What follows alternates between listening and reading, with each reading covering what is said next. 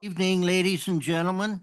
It's my pleasure to call to order the CRPD board meeting of November 21st, 2024. And at this time, I'm going to ask our general manager, Mr. Friedel, to please lead us in the pledge. All right, please rise, hand over your heart. And George and other veterans can salute. Ready, begin. I pledge allegiance to the flag of the United States of America and to the republic for which it stands, one nation, under God, indivisible, with liberty and justice for all. Thank you, Mr. Friedel. Roll call vote, please, Elaine. Here. Yes. Director Huffer, Yes. Director Cusworth, Yes. Director Bus. Here. Okay, we have a quorum with one of our directors, Director Cusworth, on Zoom. And with that situation, we'll have a roll call vote on every item. At this time, we're going to item number 3, special presentations, full-time service awards. And we're going to start with American Nava.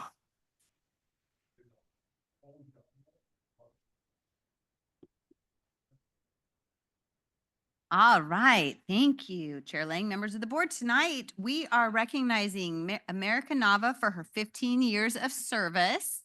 America grew up in Thousand Oaks and participated in CRPD programs starting at the young age of 5 and continuing through high school.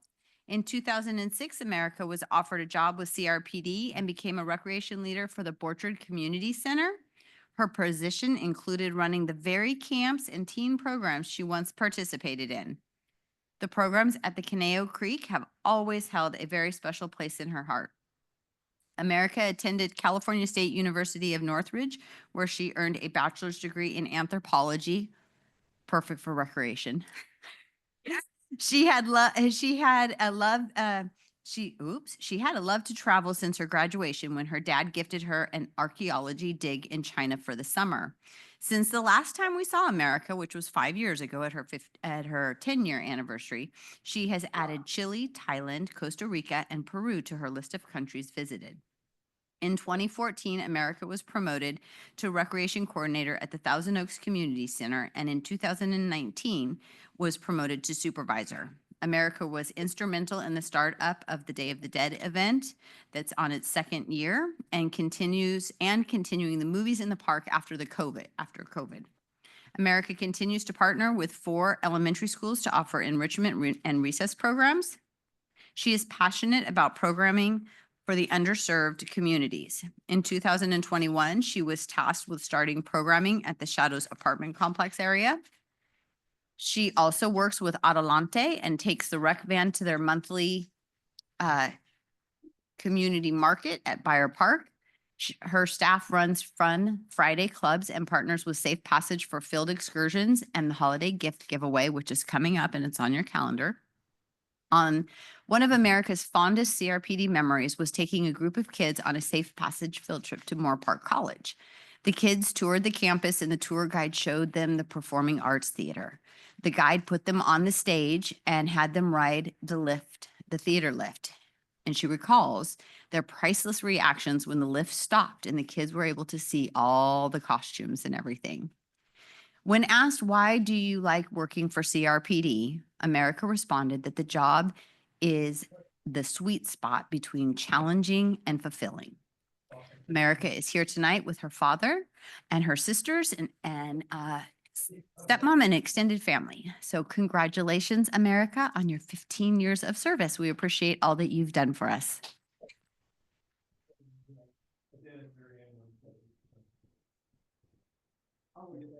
Thank you so much. I'm not going to take too much of your time. I didn't do a lot of speech. I just wanted to let you know that I've been here for 18 years, 15 years for sure as a full-time person, but I can't summarize 18 years in a few short sentences. I'm very grateful for the opportunity that I've been given. A big portion, what I'm grateful for is a lifetime of friendships. It's been 18 years. It's almost more than I've been alive that I started here. So I can't put words to that. There just isn't. There's things that I've experienced, the world that I've been able to see and grow with. Grateful is the only thing that I am. So I really appreciate the opportunity to be here and to do that. So thank you. We get to the photo. Oh, okay. Yeah, yeah. Photo. Shall we?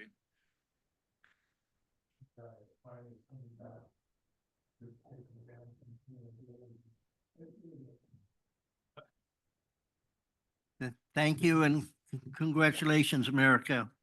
Next, we have Sean Crosby. So Sean is a little under the weather, but he is joining us via Zoom. So I don't know if we're throwing him up there or just so we can hear him speak. And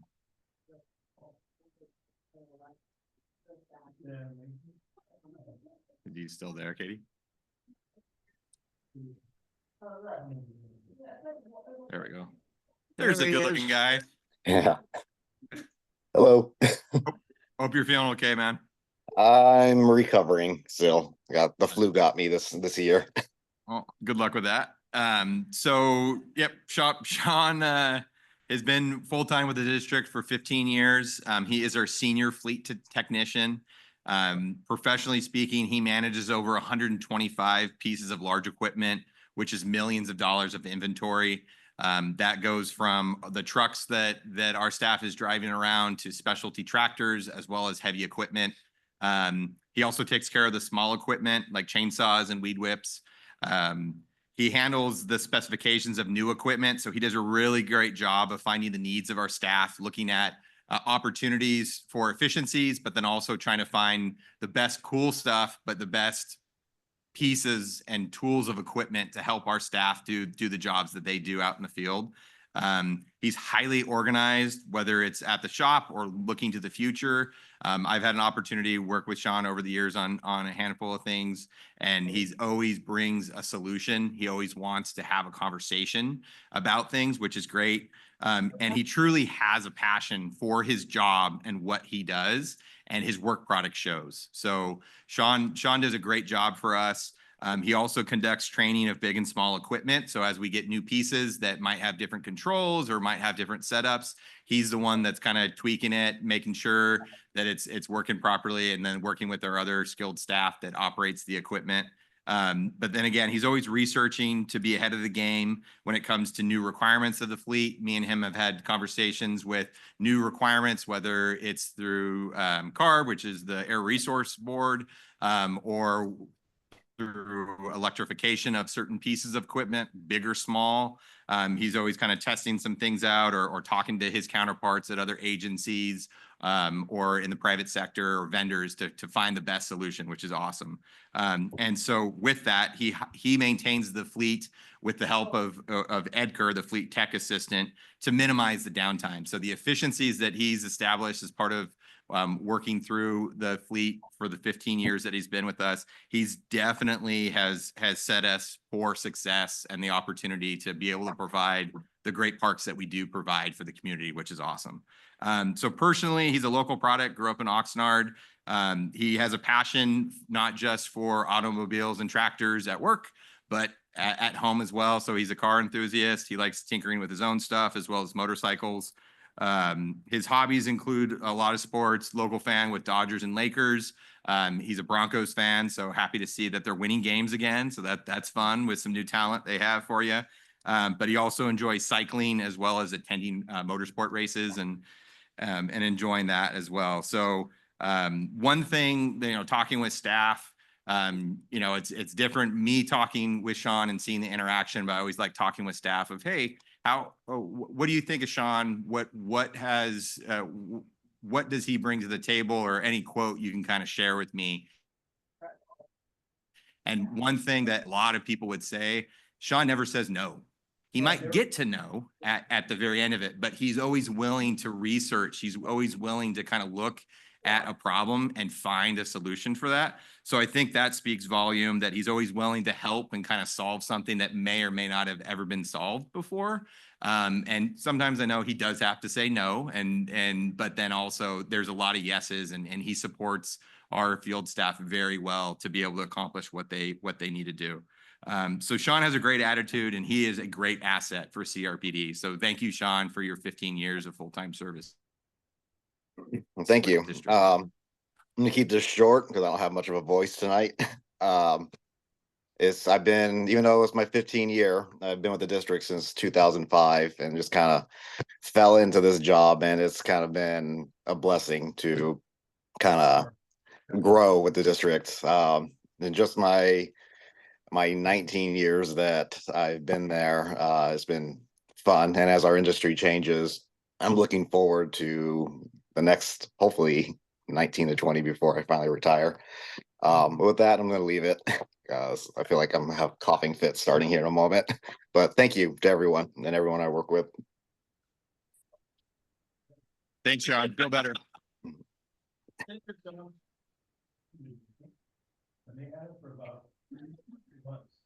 That's All right, congratulations.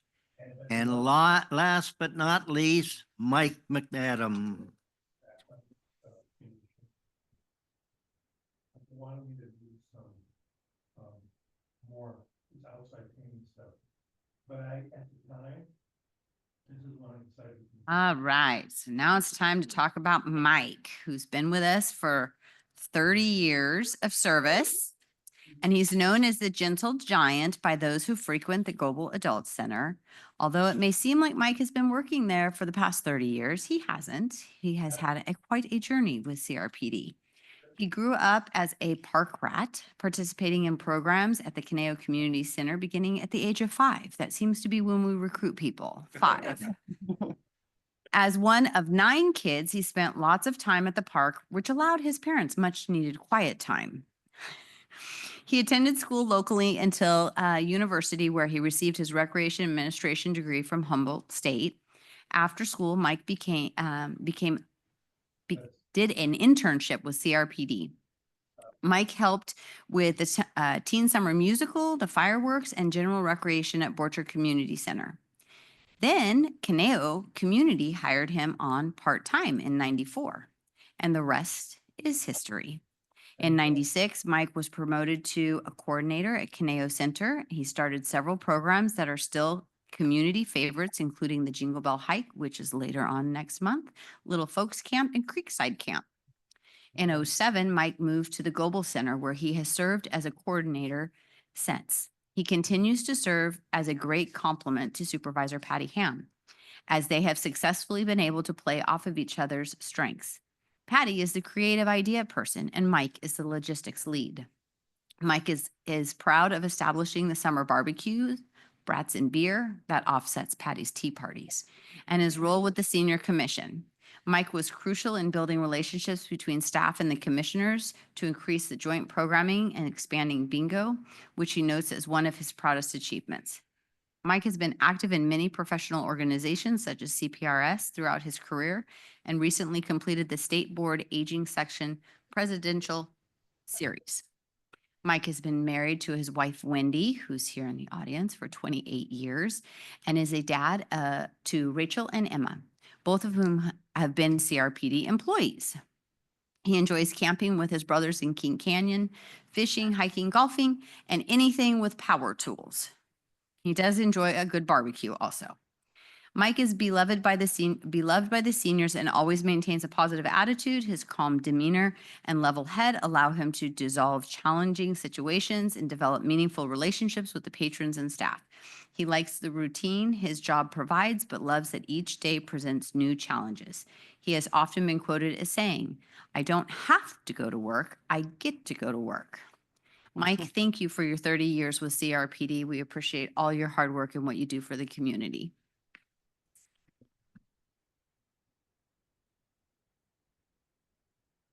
It truly is a privilege to be able to work here, and I thank the board for providing all the opportunities and for people 30 years ago for being smart enough to hire me and let me loose. So I'm I lovingly say that we have 21,000 square feet of fun at Global Center. And if you've ever been there, you know that we're not done decorating for the holiday until it looks like it threw up in there.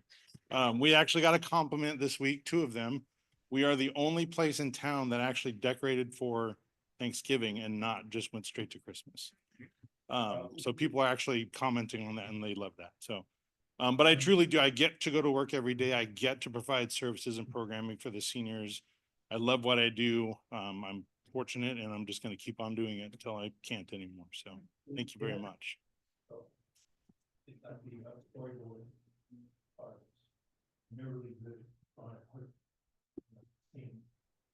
And then you have the layout department, so then you decide to go to the scene and the layout people figure all the perspective and stuff. And then you. Okay, at this part, comments, and I'm gonna, person who's the furthest, Director Cusworth, would you like to comment on our award recipients? Yes, I'd love to. America, I always have enjoyed all of the activities that I've seen you at. You're incredibly competent and you must look younger than you are because by your looks, I would seem you wouldn't have the amount of experience and capability and leadership that you have. So thank you very much. And maybe you are just young and you have a lot of competence and all the things that you do. But I've seen you at many activities. You run a great staff. So thank you, America. Now, Sean, you're one of the people that I don't run into too much because I don't usually go off with people that are running heavy equipment. But I could tell you that 2 of my grandsons, you are their idol because that's all they really want to do is drive heavy equipment. So this is kind of like a million little boys' dreams, what you do. So we're glad you're there behind the scenes, keeping our park running. So thank you so much, Sean. And Mike, I just, what can I say about you? We've kind of had a past and been around you before I was even on the board. And since I've retired, seen you there at the Global Center so often, chatting with you at the CPRS conferences. I appreciate all the leadership that you bring and all the time you spend at CRPD. It's because of people like you with your, long history of being with us that makes us what we are. So thank you so much to all 3 of you. Okay, thank you, Director Cusworth. Director Huffer. Thank you, Director Ling. Before I comment on the individuals, I always think of the Park District as being something of a family. And the 3 people who are being recognized this evening, yes, they have family members with them, but they have an extended family of all of their friends and coworkers throughout the district. So I think that's a real testament to how much of a family the Park District really is. To come out on a Thursday evening when you could be watching Thursday night football instead, I think says a lot. I don't know Norm or Sean rather very well. I know he's made a couple of presentations here in the past, taught us about some of the equipment, and at least once or twice we've had a tour of the facility at Borchard and got a chance to check out some of the equipment. My recollection is that Nellie says she doesn't have much heavy equipment experience, but am I remembering correctly that wasn't she behind the controls of the senior? Yes, I was. She was running one of the pieces of equipment there and actually managed to not break the walls down or anything. So anyway, I do know America fairly well, not just in my role on the Park District Board, but worked with America for quite a few years on several of the special programs that she's been responsible for.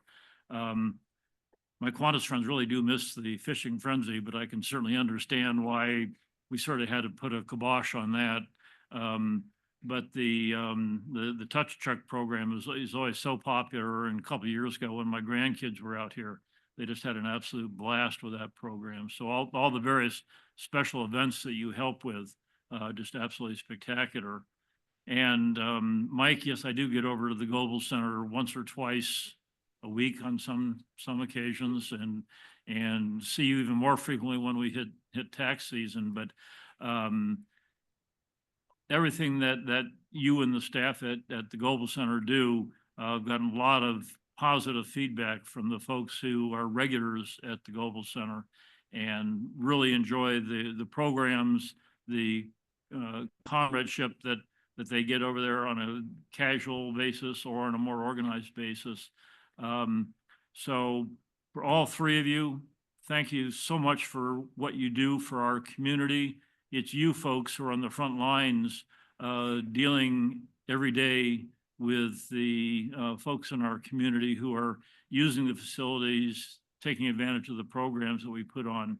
And without folks like you and all of your coworkers who are here tonight, it's you guys who really make the Park District what it is. So thank you all very much. I do really appreciate it. Thank you, Director Huffler. Director Buss. So I feel really grateful that I got to go and visit every one of you this year at your sites, because I didn't know you were going to be getting these awards because I wasn't sure. I didn't ask you there how long you had worked here. But I will say each one of you, when I went, it was awesome to see you in your own environment, not just seeing you here and hearing about it, because you all showed a tremendous amount of enthusiasm and pride for what you do. So, I mean, Sean, I was confused at first because I feel like Sean and Sean LaFernaise kind of look alike and they have the same name. So that was confusing at first. But then he went over and it was rad. He was explaining how the transition to electrical vehicles and how that's going to take place and how is it going to work with the blowers and on the charging battery station. I mean, he just went into so much detail that I was like, wow, this is actually, you're right. Like, how is this all going to be accomplished? So I think Jim and I both were just sitting there like in awe of everything he knew and all the upcoming risk factors for this transition. So it was really cool to meet someone who had that much knowledge. And then America, when I was there and you showed me which I remember as a kid going down and we did the tour, and I was saying that we should have Reign of Terror be in the basement of the Conejo Community Center, because I remember being in those racquetball club courts in the changing rooms. But then you were explaining to me, which was really great because I've been involved in this community for a long time, but like Adelante versus Safe Passage and how it all works and the collaborations with CRPD. And it was so cool to be explained all that, because being in Rotary, we hear about these different nonprofits, but we don't always understand what the differences are. So you really showed your passion for supporting Adelante and that community, and it just came through in talking to you. So I really appreciate that from our meeting. And Mike, yes, I definitely at the senior center was like, now I see why all the seniors in Thousand Oaks are retiring in place and not moving out of their homes, because we basically have created what my husband and I used to go and visit his grandparents in Indio in their like active lifestyle community. You guys have created that for them here in Thousand Oaks. So, I mean, as a real estate agent, that can be a little frustrating, but I appreciate you doing that for them, because I think it's awesome that every month there's like 5 different activities that they can go to in these huge parties. And that's what, when my husband and I used to go before we had kids, I would be like, oh, we have to work and have kids and then retire. We can't just like hang out at this cool place. And yeah, you guys definitely created that here. I think it's so awesome because we really don't have a active lifestyle community for seniors to retire in that is close by to all their family members that they have been living around. So I think that's awesome you do that for the community. So thank you all for everything you do. I really appreciate you. Thank you, Director Buss. Director Nichols. Thank you, Mr. Chair. I want to echo the statements that Director Huffer was explaining about the family and staff that support here. I mean, I don't know any other events around town that are so festive. I mean, we've got flowers, we've got cupcakes, we've got balloons. I've seen crowns, I've seen, cheers. It's just like there's a board meeting and a party broke out, so like where else would that happen? So thank you for doing that. I think it's just inherent in the nature of who you are. It just kind of is a reflection of who you are. You're just, generally fun people and people like to work around you. And it might be in the garage and it might be at the community center, but there's still fun to be had. And I presume there's fun at home too, because all the family members are here too. So I'm glad to see that. First, a shout out to Mike McMadam. Go Jacks. He knows what that means. The other thing I was going to say is, I know why they have a gentle giant there. It's because I've seen those bingo events. And somebody has to maintain control if somebody gets between the players and those bingo cards. I mean, it could be dangerous. So, but I mean, it's great to have that activity there. And like we've heard is the abundance of activities that are there. I think it's, again, it's a testament not only to the community, but to the staff who make it fun. And I know all of you that participate in the staff there make it that way. But, Mike, you've been a stalwart there and continue to, elevate things. And I know you folks just continue to have more ideas. It's just a matter of how to get them all done. So thanks for doing that. In America, I'm just a little disappointed I didn't get invitations on any of those trips. Just like, man, would like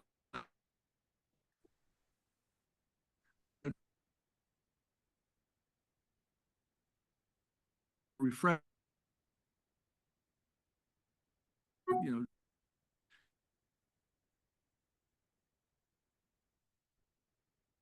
as fun as we can make it here, you got to experience. So good for you. Some of the events that I participated in this,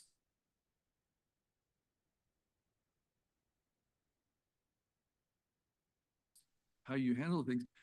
It's we like just feel confident and getting things done. And it's just like nothing ever surprises you. Just move right on to the next activity, whatever it is. You just kind of get things done. So that, I'm glad to see that. You guys have been recognized with our staff, people like you in place like that.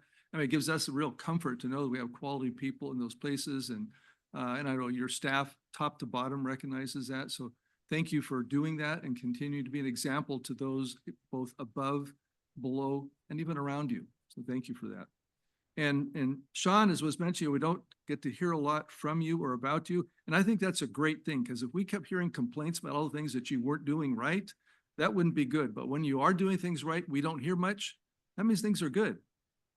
So thank you for keeping that. And I'm just imagining, trying to, get a chainsaw working one day and then a tractor the next.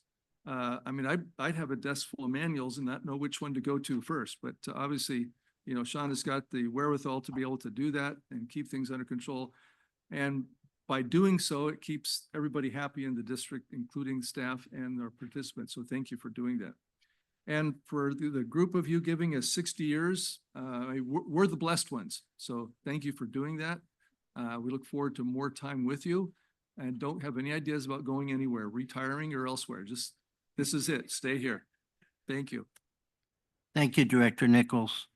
As most of you may know, and this is going to be my last service award event, and I'm going to miss it back what Director Nichols and Director Huffer were alluding to. This part of our life, and it's a good part. I'm going to miss it, and I just notify me every time you do service award so I can come down and hear all the good things. And I'll just briefly mention Sean. I kind of as a do-it-yourself guy, I have a lot of equipment. No longer am able to spend as much time in working on the chainsaws, which sometimes are really a challenge. Sometimes, or years ago, we had a cabin up in the mountains and we'd go out once a year to the forest in designated areas by the rangers and, cut down the trees and so forth. And every once in a while, the chainsaws would overheat or get jammed or a couple times the chain broke. And it's a challenge to keep the equipment, working and especially when you use it a lot. And we know that our park district uses our equipment a lot, and we appreciate the service that you provide in keeping it working, and it keeps having to replace equipment cycle down, which is important. In America, Touch a Truck has become such a vital part of our offerings, our various programs and so forth. I can remember when it first started, you know, how little equipment we had and how many things hadn't been developed yet. One of the things that comes to mind is that dump truck filled with balloons or balls and so forth. That's really kind of unique. I'm sure that you have a lot of kids that enjoy that event for sure. And then Mike McAdam. I am a regular um, Global Cafe person. I go there at least twice, not three times a month, and sometimes I bring other friends and groups and so forth, so they can also appreciate and enjoy our Global Cafe and knowing that you may see Julie, knowing that her work and all of the benefits that her organization volunteers provide our community. It's just amazing and it's a great program. And Mike is always there supporting the staff. And also if something was mentioned, like I can't remember the exact words, but I will say he's a beautiful big teddy bear. I enjoy hugs. Okay, with that, I'm gonna conclude this portion of our meeting. And do we want to have a little, Take a little group break, photo. recess? Yeah, group photo and Okay, a photo first, and then we'll do a little break, and then we'll resume our board meeting for tonight. Again, congratulations, everybody.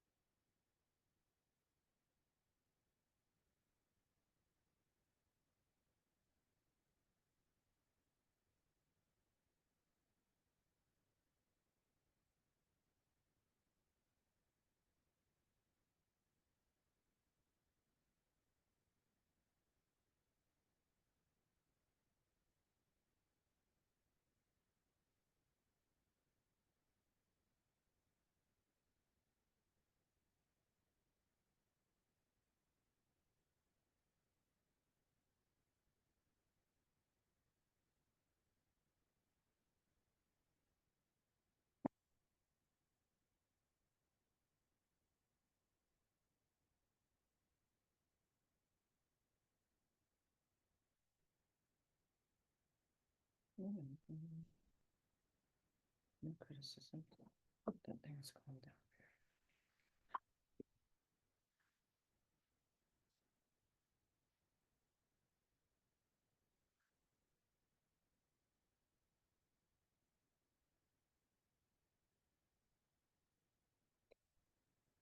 Oh, well. No, I love it.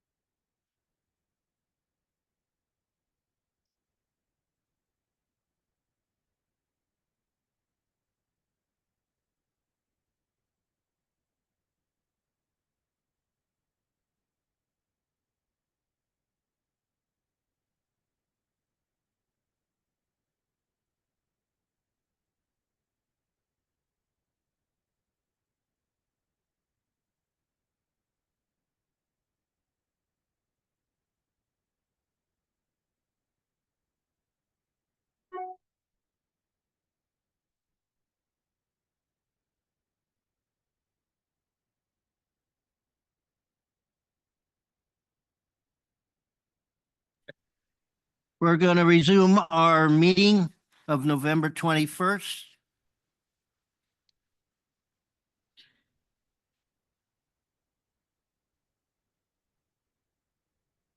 Our next item, number 5, approval of the agenda. Any comments? I'd entertain a motion. I'll move approval of the agenda. I'll second. Great. We have a motion and a second. And as you know, having a board member in a remote situation, we're going to require a roll call vote for each item. So, Aline, if you'd make a roll call vote, please. Here, yes. Yes. Yes. Yes.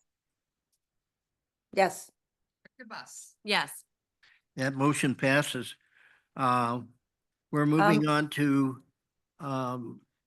we didn't have any public.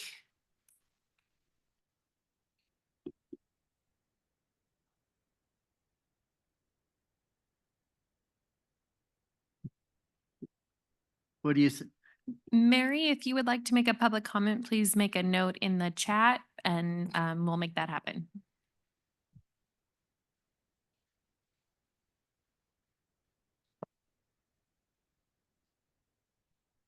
No? Okay. We're moving on to item 6, consent calendar. 6A, approval of the minutes of October 17, 2024, which was regular board meeting. Item B, approval of warrants, accounts payable register, $1,183,875.47, and a payroll of $1,599,000.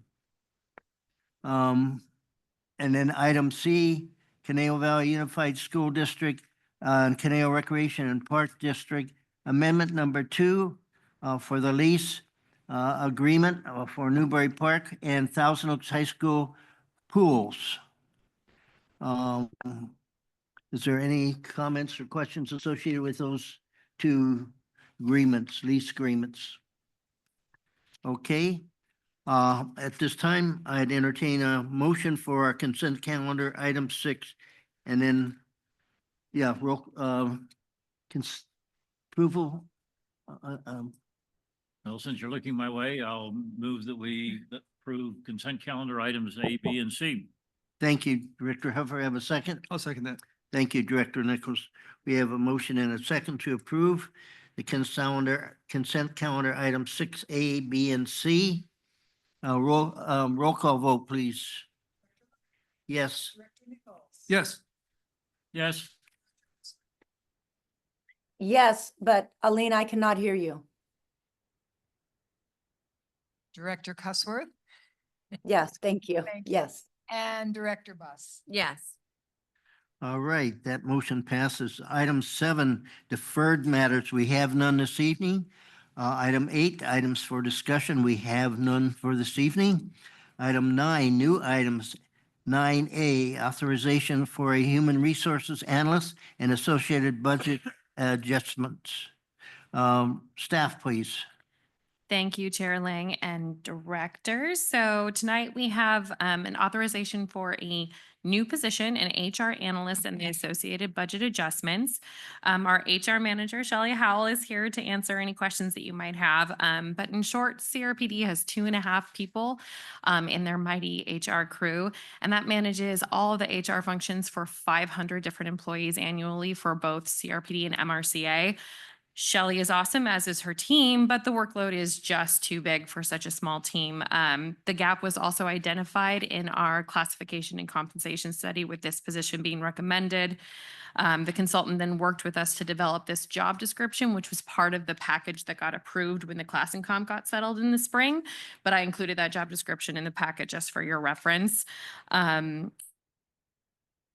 As for what this person would be working on, I know Shelley's got a huge list of stuff that she wants to assign to this person, but some of the highlights include researching different providers for streamlining our hiring and onboarding process, paperless timesheets, which are integrated into our payroll and accrual systems, and paperless storage options that comply with the various legal and confidentiality requirements for what she handles.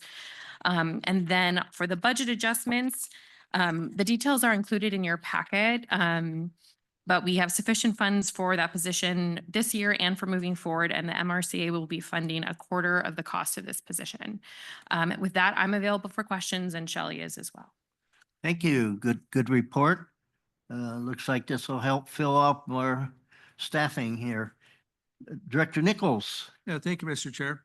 I think this is a great idea. I think just looking at the numbers alone, I mean, I can only imagine the workload. But I did have a question. This is not really as far as why it should be supported or not, but just kind of out of curiosity. With 2.5 people on board and bringing a third onto the team, how do you divide the work? Is it like everybody gets their fingers in everything, or have you like started to divide? And I don't know, who does this? It's like, okay, you get this group of people, which I know in larger organizations that typically how it does, you handle certain. So I'm just curious, with 2 different agencies and lots of different, part-time, full-time seasonal, how do you sort all that out? I'm just kind of curious. Well, I can share and Shelley can jump in over on the mic if she wants to too, but it's really task driven. So for example, we have Raquel as part of our team who helps coordinate a lot of the processes with rec. So she sits in on a lot of the recreation division meetings. So when we have onboarding for summer staff, she's the go-to person to work with Shelley to make sure everyone's complying.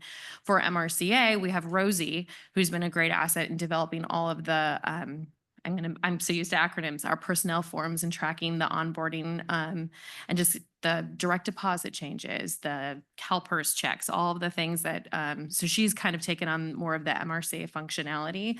And then Shelley's the guru and everything for everything if there's another question, but it really goes into who has the institutional knowledge and who has the kind of day-to-day connections that make sense for the task. And so with this new position being created, has those areas been divided up, or is there some leftovers that everyone is just kind of thrown into the parking lot until you get to it? Now this person gets to take care of that? How's that going to work? So, and again, Shelley, feel free. But this position, I think we're envisioning it to kind of communicate with the other divisions more. So we now have the recreation analyst and we have the parks analyst. And so for those all to work together. So when we implement like a new timesheet structure, they can work and train staff as they're doing it. Because I think that is a big gap that we have where we're figuring out ways to address a new law or a new policy that we have to comply with, but having someone that's available to go and talk to the staff and meet with the units and train them how to do the new procedure or whatever it is, and also explain the why, because I think that's very valuable. And so more of that engagement directly with staff instead of us just trying to pump out everything just to meet compliance rules. Mhm. And feel free. I would agree. And I would say, for those special projects that are implementing new technologies to move the district forward with the volumes of work that we do and electronify, make the processes much smoother and more efficient. I really see that person getting right into those things. Okay, and then just one final question, because I know that this does kind of complement in some regard the other analysts, as you mentioned. Will there be some crossover with those other analysts to help with some of the HR facility or facilitation in those other departments? I fully expect so, and I hope that they will all meet together regularly so they can complement each other. All right, thank you. I was more curious, but thank you very much. I think it's Thank you. a much needed movement, so thank you. Yes. Thank you, Mr. Chair. Any other board member? Yes, Director Huffer. Yeah, I was reading through this list of essential duties and responsibilities, and I'm not sure how anything gets done without somebody to do all these things. Either that or Shelley's kick back and relax now, right? What is the time frame in terms of recruiting and hiring someone for this position? Well, I would fully as possible or at the beginning of the year, so that we can go through that process and get be onboarded, because that process does take usually months. Right. Okay. Board member questions? Director Cussworth? Okay, if no, not, I don't. I'd entertain a motion. I'm sorry. No. Okay, thank you. With that, I'd entertain a motion on item 9A. Yeah, okay, yeah, I would move that we follow with staff's recommendation to authorize and do one new full-time human resources analyst position. Thank I'll you. second it. And Director Buss seconds that motion. Any other comments or questions come to mind? If not, roll call vote, please, Aline. Director Lang, Yes. Director Nichols. Yes. Director Huffer, Yes. Director Cussworth, Yes. Director Buss. Yes. Thank you. That motion passes. Moving on to item 9B, amendment of existing options of site lease agreement with T-Mobile Wireless for upgrades of existing wireless communication facility at North Ranch Playfield. Staff, please. Thank you, Chair Lang, members of the board. The CRPD Board of Directors approved the lease that we're discussing tonight in July of 2007, as provided in your report.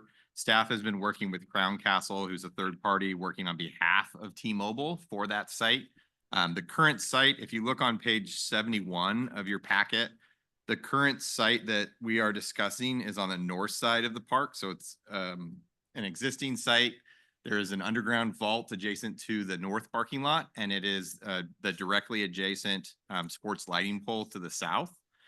So that is where the T-Mobile cell site is located. As part of the amendment, the lessor would be looking at doing, or lessee, sorry, would be looking at improving their equipment that's on the pole. They would be looking at doing some improvements, but within their existing vault footprint. So there wouldn't be any ground changes to the lease. If you look on page 80 and 81 of your report, we have an elevation on page 80, a side by side of existing condition versus the proposed condition. We do have an existing shroud that's about 6'3" tall, and it is 3'9" in diameter.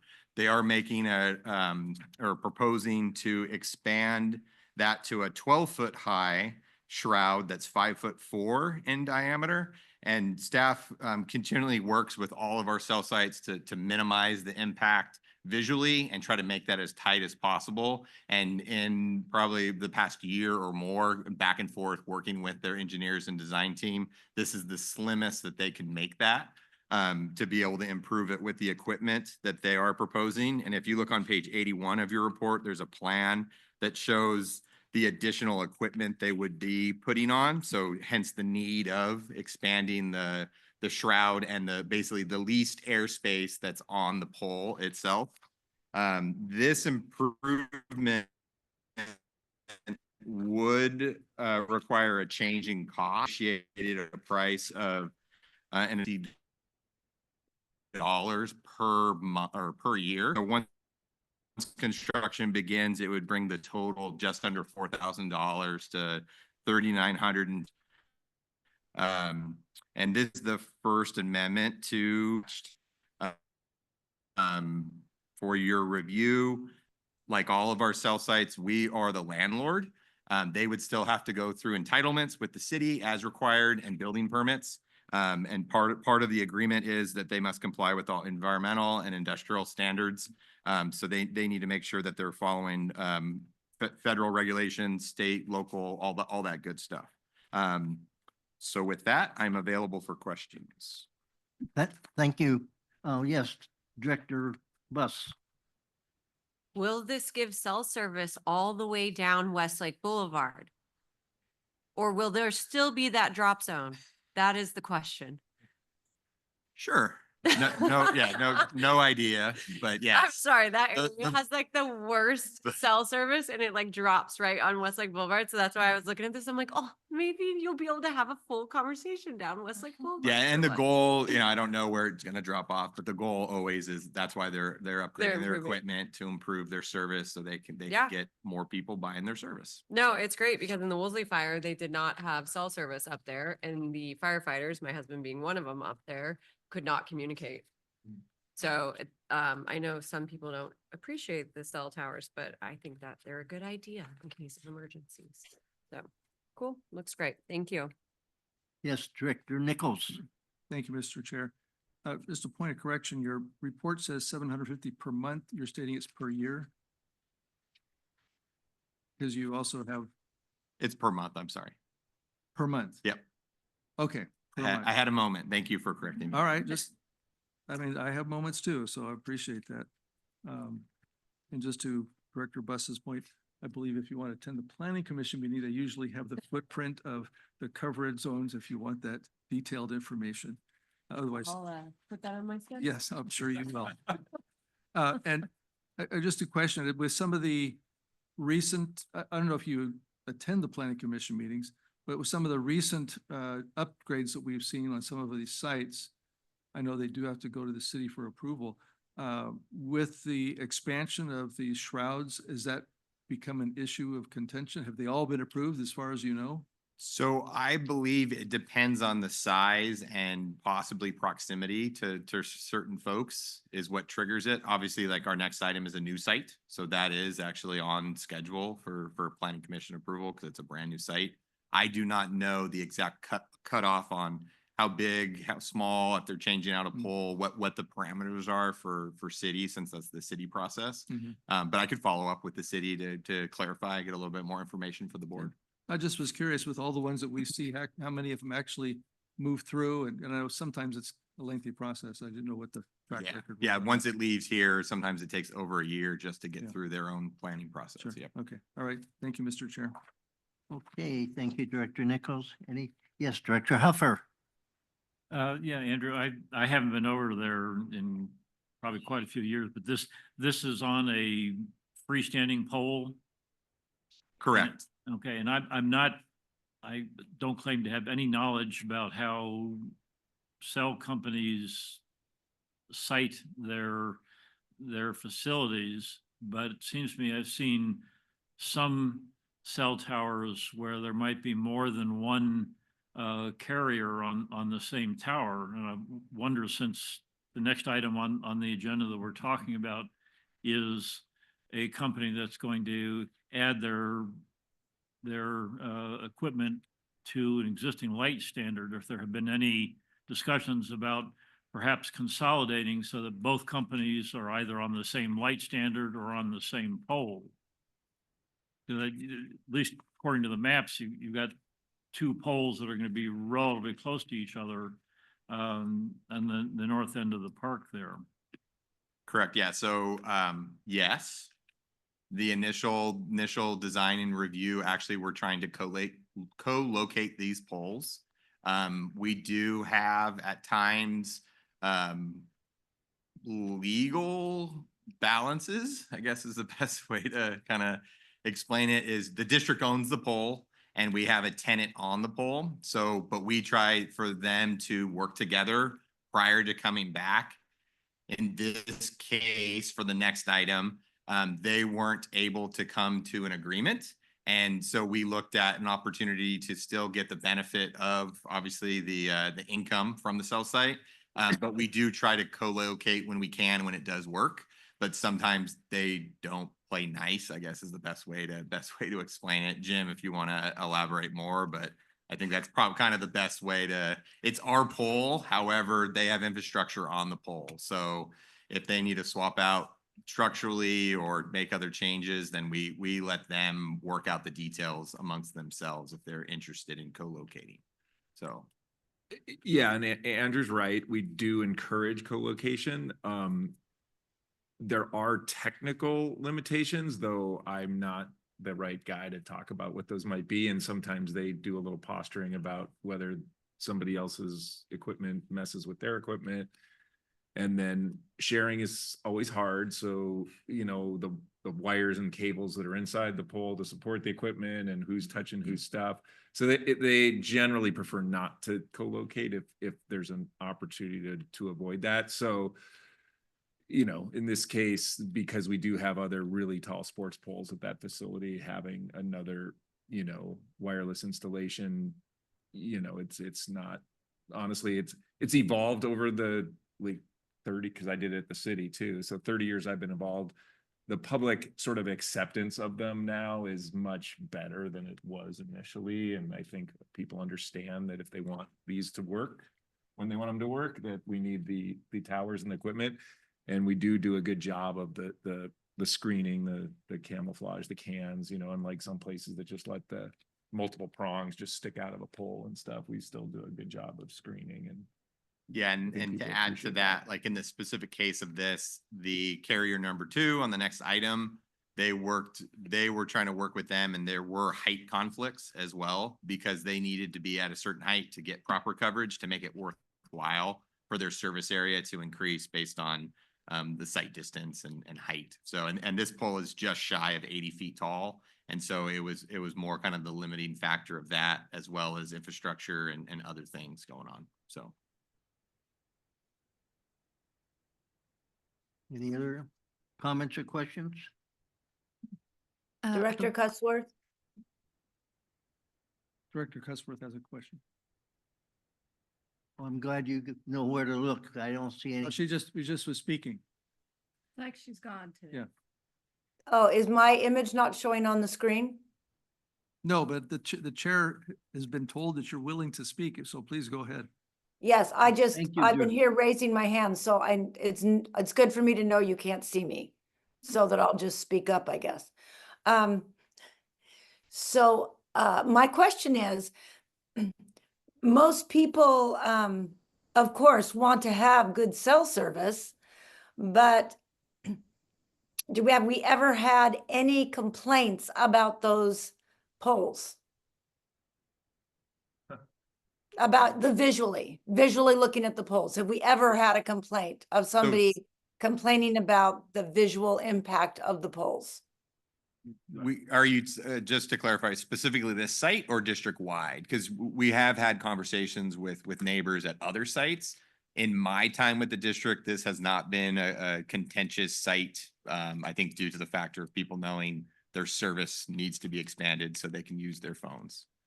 Okay, I guess I was just wondering, since you're making the pole higher, the box is bigger.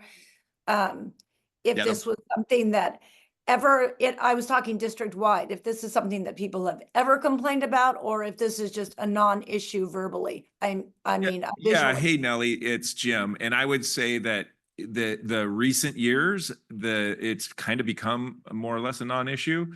Going back 30 years, we'd have dozens of people in here worried about, electromagnetic frequencies and being radiated and RF emissions and the visual. And so there used to be actually a lot of drama. Frankly, there's a lot of drama with just putting up a sports pole light in general. But the city's policy specifically encourages the cell tower people to come to us because their policy says they want to encourage the wireless providers to go on existing poles when they can. And we just happen to be the owner of the tallest sports poles around, right? So Okay. we end up being the recipient of a lot of cell towers because we do have the existing sports poles. And in this particular site, they're changing out the pole, but they're not increasing the height. Yeah, Okay, so they're just increasing the box No? around Yeah, it. so specifically this shroud. item, it's existing pole, they're just switching out the equipment on the pole. Oh, I So- was thinking the next Yeah. one, right? Yeah.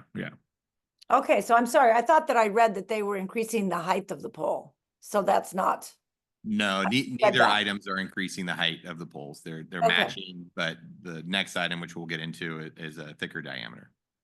okay. All right, that's what I was just wondering. So it doesn't sound like adding new equipment or increasing a shroud or doing anything of that there should be no controversy over this, is what I'm saying. Okay. Any further questions, Director Cusworth? Well, I was just talking, but I guess you didn't hear me. So I was just saying that I guess this is not a controversial issue. We should not have any controversy over this from the public. Did you hear what I said? Yeah, this is Jim again. I can tell you that we have not had lots of concerns over our, what we think of as well-designed, well-shrouded pole, wireless installations on existing poles. But I cannot guarantee folks don't, find out about it at the planning commission and have an opinion. But even city's abilities to kind of deal with a lot of this stuff is actually a little strained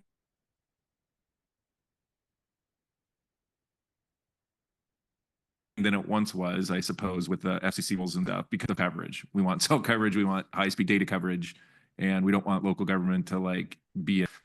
So when the city is reviewing applications, there's limited grounds that they can turn some of these down. But so we haven't had personally at CRPD, we haven't had a lot of concerns in years and years about Okay, this. So that answers my question. Thank you. yeah.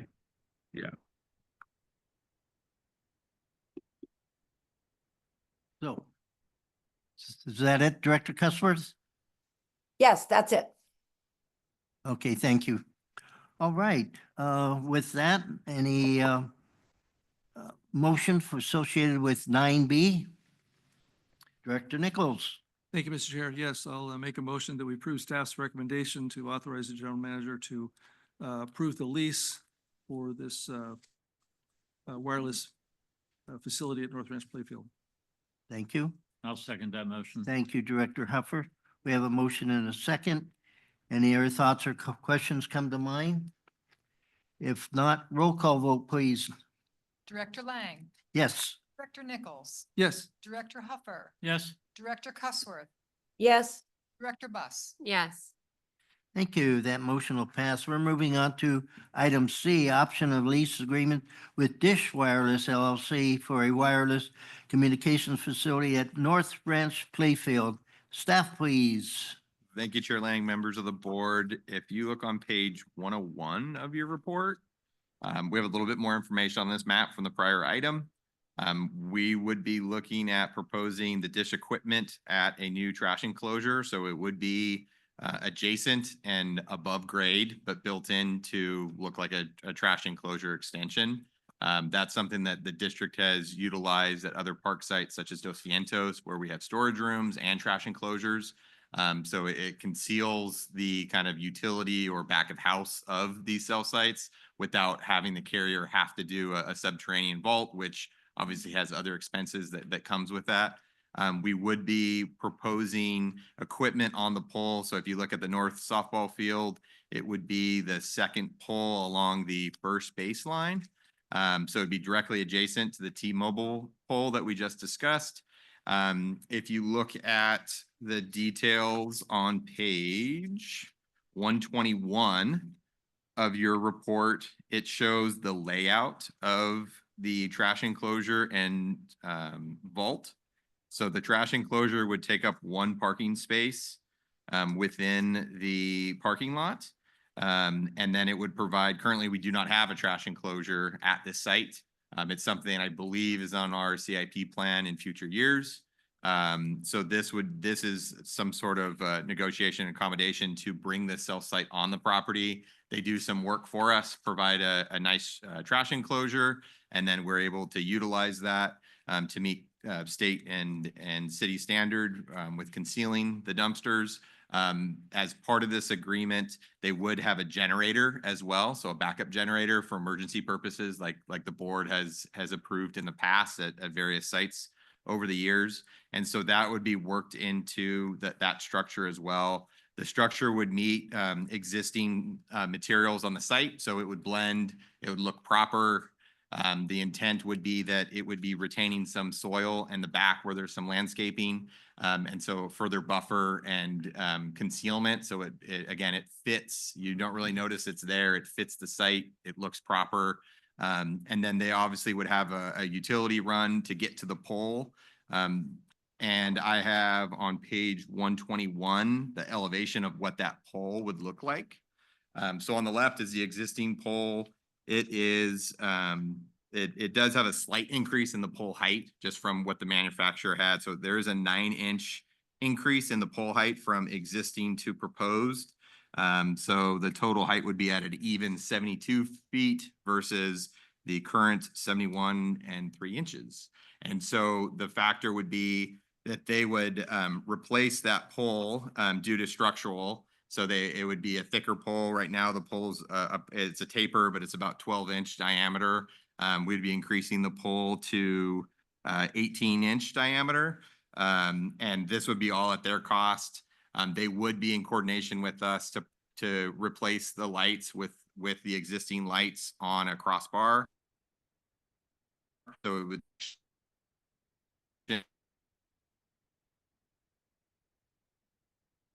they'll have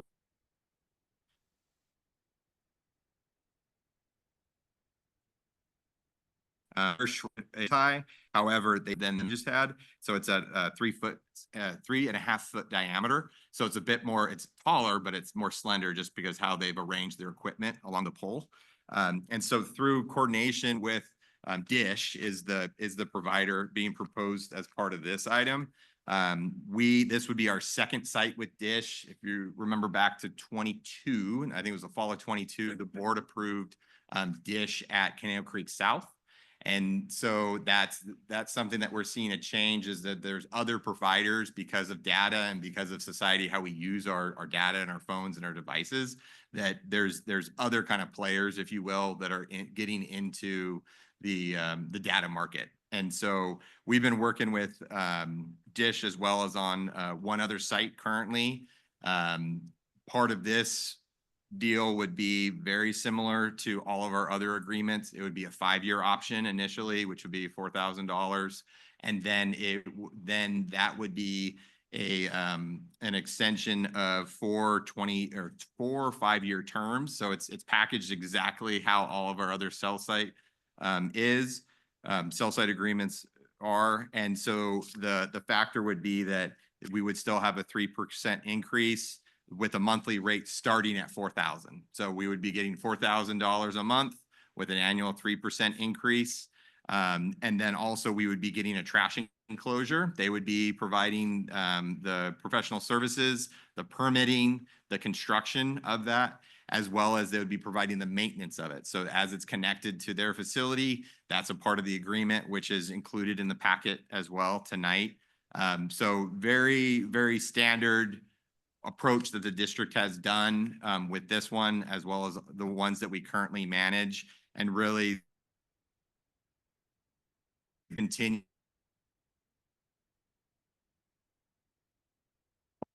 to work through opportunities, not just getting money, but also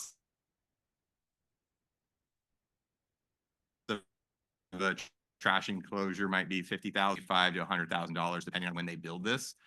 So it's definitely a benefit to the community. And then obviously we would be able to utilize, and Melissa would be happy, we'd be able to put more money into the bank. So for other uses to serve the community. So with that, I'm available for questions.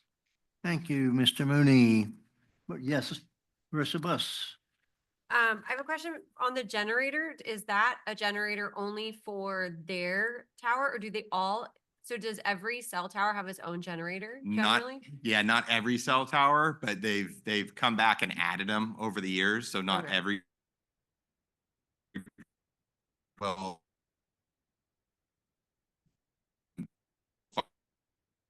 fire in the wind event, we had one provider say, "Hey, we need to get a backup generator with them to bring portable on." I have with them is, are you sure you don't want to do a generator? Are you sure you don't want to deal with this now because of the shutoffs and wind events and such? Only a conversation we have with anyone who's looking at making a change, and that's whether they're an existing on site and they don't have a generator, or if they're a new, such as this one. Yeah, no, that's great, because for sure with our area being such a high fire zone in the Santa Anas, they're going to get shut off multiple times a year. So, okay, thank you. That was my question. Thank you. Any other? Yes, Director Huffer. Yes, Andrew, in the third paragraph of your discussion said reducing impact to the site is of utmost importance, both during and after construction. Presumably the construction would be timed so that there's no, I don't know if that baseball field has a refurbishment time where it's not being used, so that hopefully the construction would be timed during that refurbishment period. Yeah, that would be, in perfect world, yes, that would be preferred. And that would be something that we would just have to coordinate after they secure their planning approvals and permits. And they do have to go through an encroachment permit process with us, so we can control when they can and cannot. And my team checks in with Rochelle's team, making sure what reservations and stuff's going on. One thing to note on this is, because it's in the parking lot and kind of on the fringe space of the fields on the perimeter, that's something that's important. We've experienced over the years, if it's more internal, it does create some issues just from whether it's ruts or poor weather, and they're driving their equipment, so they can't get in to do the work. So we have to continually extend them. So this is can be accessed from the perimeter for the vault, as well as the tower and new light pole. So that's one benefit to how this site plan works out with the existing lights. So okay, and then just a comment as I was leafing through all of the technical stuff, which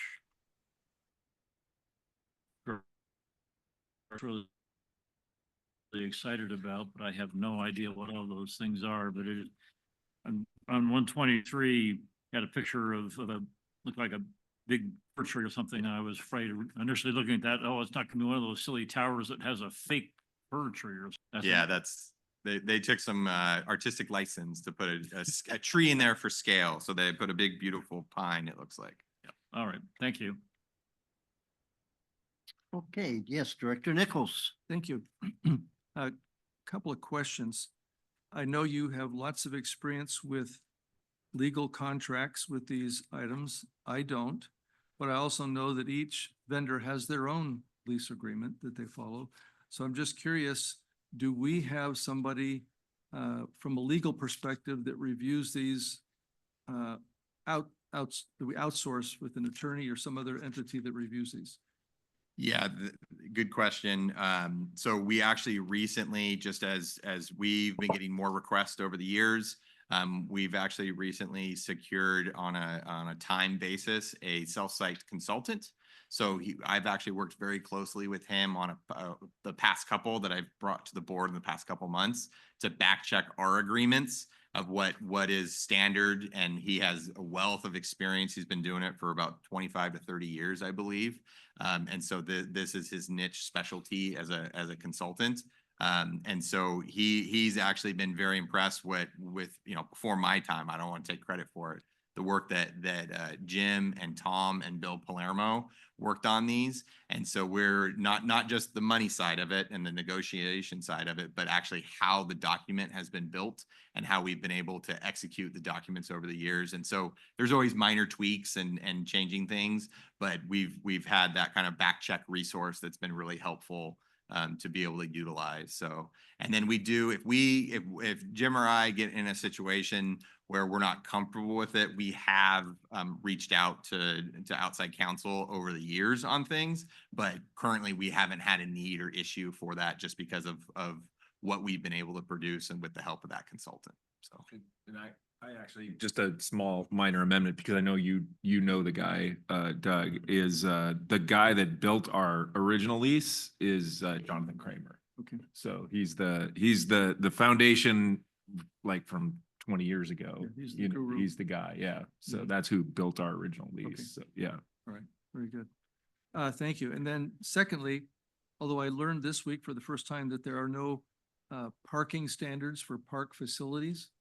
If we are losing a parking spot here, how will that impact this facility's use? I don't know if we fill this parking lot up for a regular basis or not, and will that be a challenge? there obviously will be an impact. We are losing one spot, but because it's one, not two or three from other proposals that we worked with them on, staff feels confident that parking lot can still function for the use of the facility. So there may be minor impacts, but it shouldn't cause any issues with the neighbors and other folks. So. And are we currently in a situation where we get some feedback from our neighbors about inappropriate parking or? I have not been aware in my time about that. I know we do have signs along Rockfield, I'm going to say. Mhm. And so we do have signs where we try to keep our sports groups parking on the right side of the street and not creating issues. So. Okay, all right. That's it. Thank you. Thank you, Mr. Chair. You're welcome. Any other comments or questions associated with this? If not, I'd entertain a motion. I'll make a motion to authorize the general manager to approve an option and lease agreement with Dish Wireless LLC for the unmanned wireless facility at North Ranch Playfield. I'll second that motion. Okay, we have a motion and a second. Any other thoughts, comments, questions come to mind? If not, roll call vote, please, Elaine. Director Lang, Yes. Director Nichols. Yes. Director Huffer, Yes. Director Cussworth, Yes. Director Bus. Yes. Thank you. That motion passes. Item D, addition of Chapter 7, field tournaments to the policies and procedures for facilities reservations. Staff. Thank you, Chair Yes. Lang, members of the board. So before you, we have a staff recommendation to approve the addition of Chapter 7, field procedures for facility reservations. Approve the policies and procedures for field reservation of 20 document combined verbiage ordinance may put in some recreational to run it. The procedures and the board approved it. And has since taken the time and also informed sports organizations of this proposed field tournament chapter. This section covers the director's responsibilities, the rules, the regulations of a tournament, requirements to apply for a tournament. Adding this chapter will clarify the criteria for hosting a tournament on Conejo Recreation Park District fields. There was an email that was sent out to all priority allocation organizations that currently work with us, and also some of our other regular organizations that do get tournaments or have had tournaments on our properties. They were all notified that we were proposing this tonight and given the opportunity to reach out to staff with any questions or concerns. As of this morning, there was only one comment, and it was a positive comment. So we feel that by adding this into this, it will help, since tournaments are something that anybody could apply for. This will help give them clear definitions of what our procedures are for that. So with that, I am available for any questions. Thank you. Staff, yes, Director Nichols. Yes, I do have a couple of questions. On the page 150, the policy manual, first paragraph about tournament information, it explains that a tournament is 10 or more teams. I just was curious, why 10? Is that like some magic, or that there's some experience, or just curious how that number came to be? Staff looked at kind of what a tournament does currently have. And 10, we felt I actually thought it was 20, but we reduced it. We had it at 20 to start with. So we took it down to 10. So it's more than 2. Some people try to only have a couple of teams. So tournament needs to take a good amount of property and time. So 10 Okay. seemed good. And that was, like I said, they researched all of the people who have currently had tournaments and Okay. approximately how many teams they have. And that was like the low side. Okay. So All right, I just was curious. And then secondly, with the allocation reference to comprising 51% or more of in-district participants, how is that verified? our staff actually asks in allocations for them to provide their rosters. And so Kara's going through that right now with the current allocation. Then the sports organizations provide their rosters, and we've just verified the addresses and make sure that they are 51% or more in district in order. Okay. And those folks will go first. Okay. They get and- first priority. And that's, you are at that point verifying the participants within those organizations. Yes. But if one of those organizations has 3 participating teams, but the 7 teams are from outside the district, how does that apply? Well, in order to get in allocations, you have to have the 51%. Yes. So allocations is different. All that does for field tournaments is allows you, if you're in allocations, you get to have first priority for a tournament. So you can have a tournament without being that. Okay, so that is just for priority allocation. That's Yes. not for the tournaments themselves. Correct, because we could have someone, we don't have the property or the time normally. So Right. it goes to those that are in our allocation Yes. first. And then if there's anything left and there's time and availability, then other people can apply for it. Okay. And they just have to meet the standards of what a tournament is. And then they would pay in district or out of district rates. Okay, yeah, I was gonna say, having been involved with tournaments before, and I know Director Huffer could attest to this.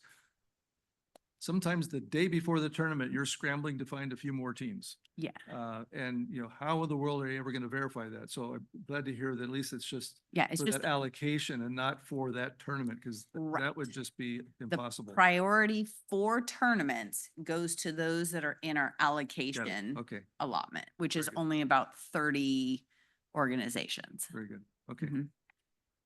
Yeah. Okay. All right, thank you, Mr. Chair. Any other comments? Yeah, Director Huffer.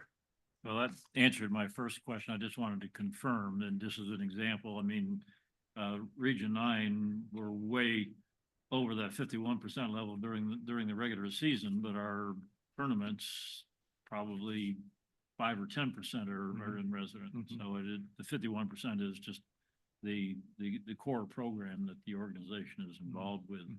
The other question I had, Rochelle, you're talking about refunds of the tournament, yeah, it's easy for you to say, tournament fees and deposits, at least 30 days prior to the event date. I probably have asked this question in the past, but if a tournament is canceled due to weather or other conditions, that 30-day requirement is waived, correct?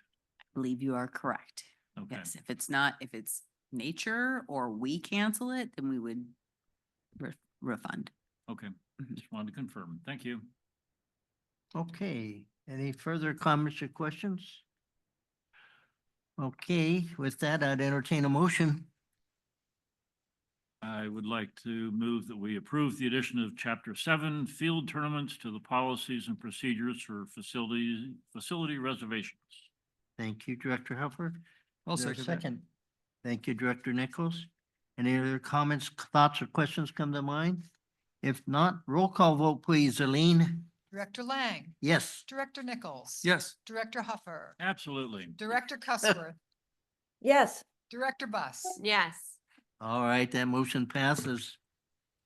We're moving on to item E, casting Conejo Recreation and Park District ballots for special district regular member to the Ventura local LAFCO, LAFCO, because I used to be on it. I went automatic with the LAFCO, Ventura Local Agency Formation Commission. Staff, please, Mr. General Manager. Yes, thank you, Chair Lang and members of the board. This is one of those ones where we don't really provide a specific recommendation other than just saying we should vote for one of these 4 folks for the special district LAFCO rep. We've attached the ones who did submit a bio, we attached to the packet so you can read up on them. Mohammed Hassan has been the alternate. This is for the regular special member, so it'd be kind of the alternate is there as kind of a backup, so I'm available. Any more?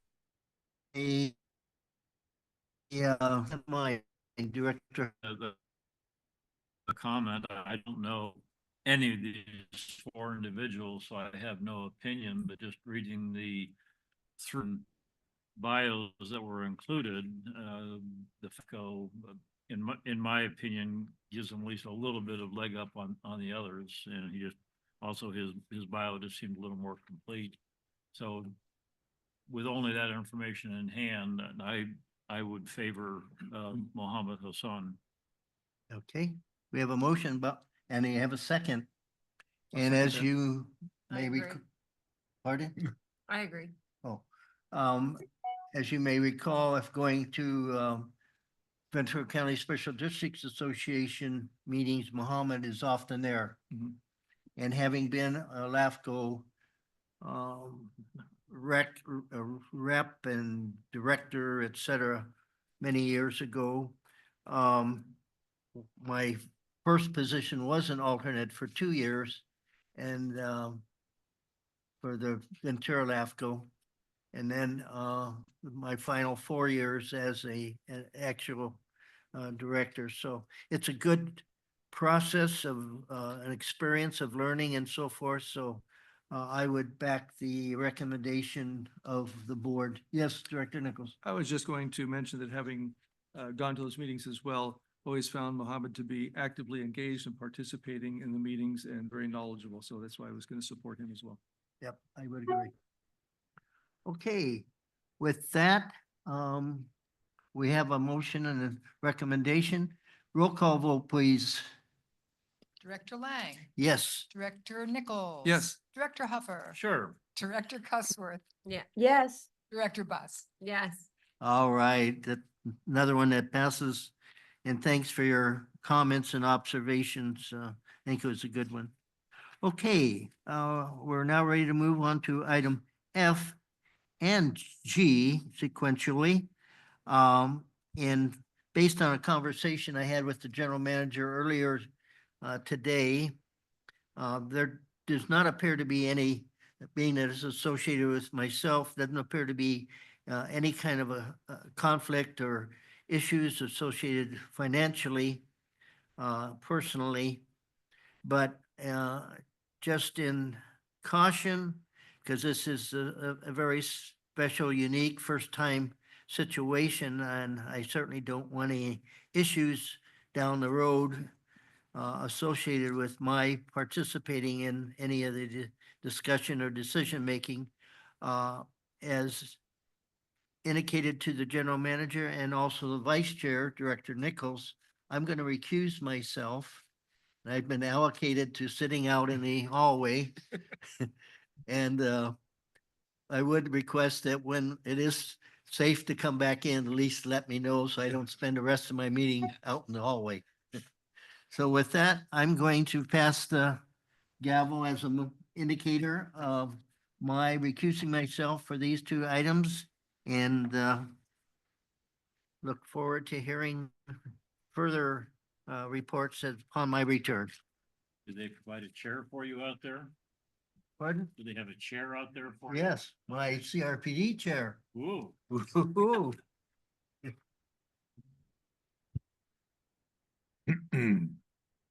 Thank you. Good luck.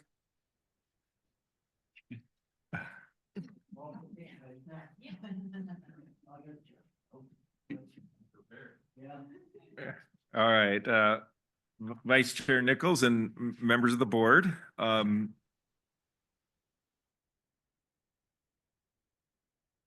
Now that they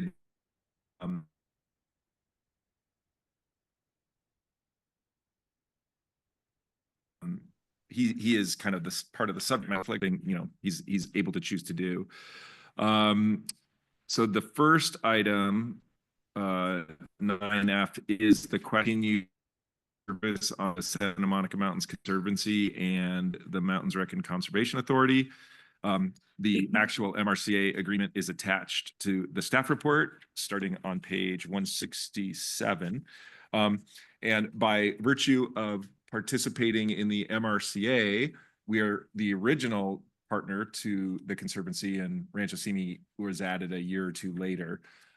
We are entitled to have a board member on the MRCA, and CRPD does not necessarily have to have it be a board member. They can just choose a person. It just has historically been a CRPD board member. So George Lang and Mike Berger before him have been on the MRCA. So with George choosing not to rerun for election to CRPD, we will need to figure out who would best serve CRPD and the MRCA. Director Lang indicated a willingness and a desire to remain on the MRCA and has the energy and capacity to continue to do so. And I'll just be totally candid. The notion of remaining on the board as the wildlife bridge crossing opens is really appealing to him. That's a really important thing to George. And that should happen in early 2026, I believe. And so, you know, he was there at the beginning of the idea of the wildlife bridge. He's been on the MRCA for 34 years now. So, you know, I'm kind of going right back to what I said. The last one, we just said, hey, it's some people from LAFCO, choose whoever you want. But we did put a recommendation here to reappoint George Lang to continue his services as the district's rep on the Conservancy and the Mountains Recreation and Conservation Authority. Staff's recommendation, you could do an appointment until replaced, which is always the case, right? Our three board members can remove any one of your fellow colleagues from an appointed position with 3 votes. But rather than just say, you know, you're there until we choose to replace you, I think it might be good just to say like a 2-year appointment, just to know that at the end of 2026, we would, you know, signal that we'd be looking to, you know, either reappoint George or pick a different person, which maybe would be one of the sitting board members, something to think about. Other than that, I'm available for questions. All right, thank you, Mr. General Manager.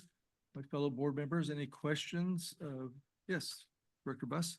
Is there a reason why we only do it for 2 years and not a 4-year term?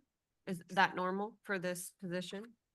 It's a No, like I 2-year said, committee? there is no term, there's no fixed Oh, term at okay. all. It's That's one of the fine. things where you just get appointed and until the board switches it around, you're there, or Oh. asks you to move. But I think if we say we're appointing you through the end of 2026, that would most likely, include the opportunity for the ribbon cutting of the Wildlife Bridge. And then, I wouldn't be surprised if George was happy to finish off 2 more years and then be Okay, done, but got it, it. but it'd be up to this I board. thought it was like, that was it. That's what I was. It'd trying be to- up to this board. He might ask to stay. He might say, thanks, it's been great for 2 years. Or you guys might say, no, we just want to have a different new person. And it could be, again, one of you guys. In fact, I'm predicting I would prefer to have one of our board members of CRPD on there if and when George concludes his service there. So that's why 2 years. Got it. Thank you. And Director Hupper? yeah, if I just could, I mean, if for some reason the bridge completion ribbon cutting was delayed, you could always reappoint him for another Mhm. 2 years or for an open-ended period or something like that. So I think the 2-year appointment makes sense. I was sort of interested in just looking through the list of representatives. And I can't remember, it seemed to me it was the Rancho Simi that's actually a staff person who's representing as opposed to a board member. Yeah, this actually goes to the actual MRCA JPA agreement, and there were very specific roles that the 3 agencies were going to bring to the table. So because I think we had a board position, they wanted a staff position, but Melissa might remember better than I. No, I think that's correct. And so it was a staff person for Rancho Simi. I think the JPA specifically says general manager for Rancho Simi. And then because Jim as general manager for CRPD is also named as the finance officer, they didn't want it to be another staff person representing the district. They wanted it to be a board member, so it couldn't be, Jim bossing us all around. Makes sense. And as far as eventually replacing George, we get reports periodically of the gazillion hour meetings that he attends with an agenda that's about yay thick. So I'm sure there's gonna be a long line of people waiting to jump into that spot, but anyway. All right, thank you. I did have a question here, just more on the organizational structure of this. I do see in this JPA where it specifically calls out a designee of the Conejo district, so not necessarily a board member, but designee. So we have the authority to designate somebody to do that.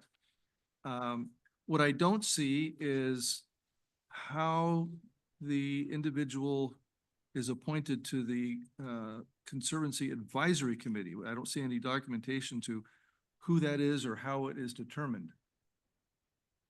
So it is there. So on page 170 of your packet, it says a member shall be the member of the advisory committee as the designee of the Conejo district. So CRPD has a position on the advisory committee, not the conservancy.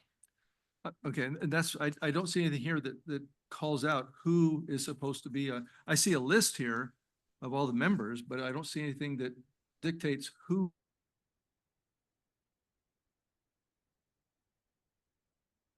Advisor.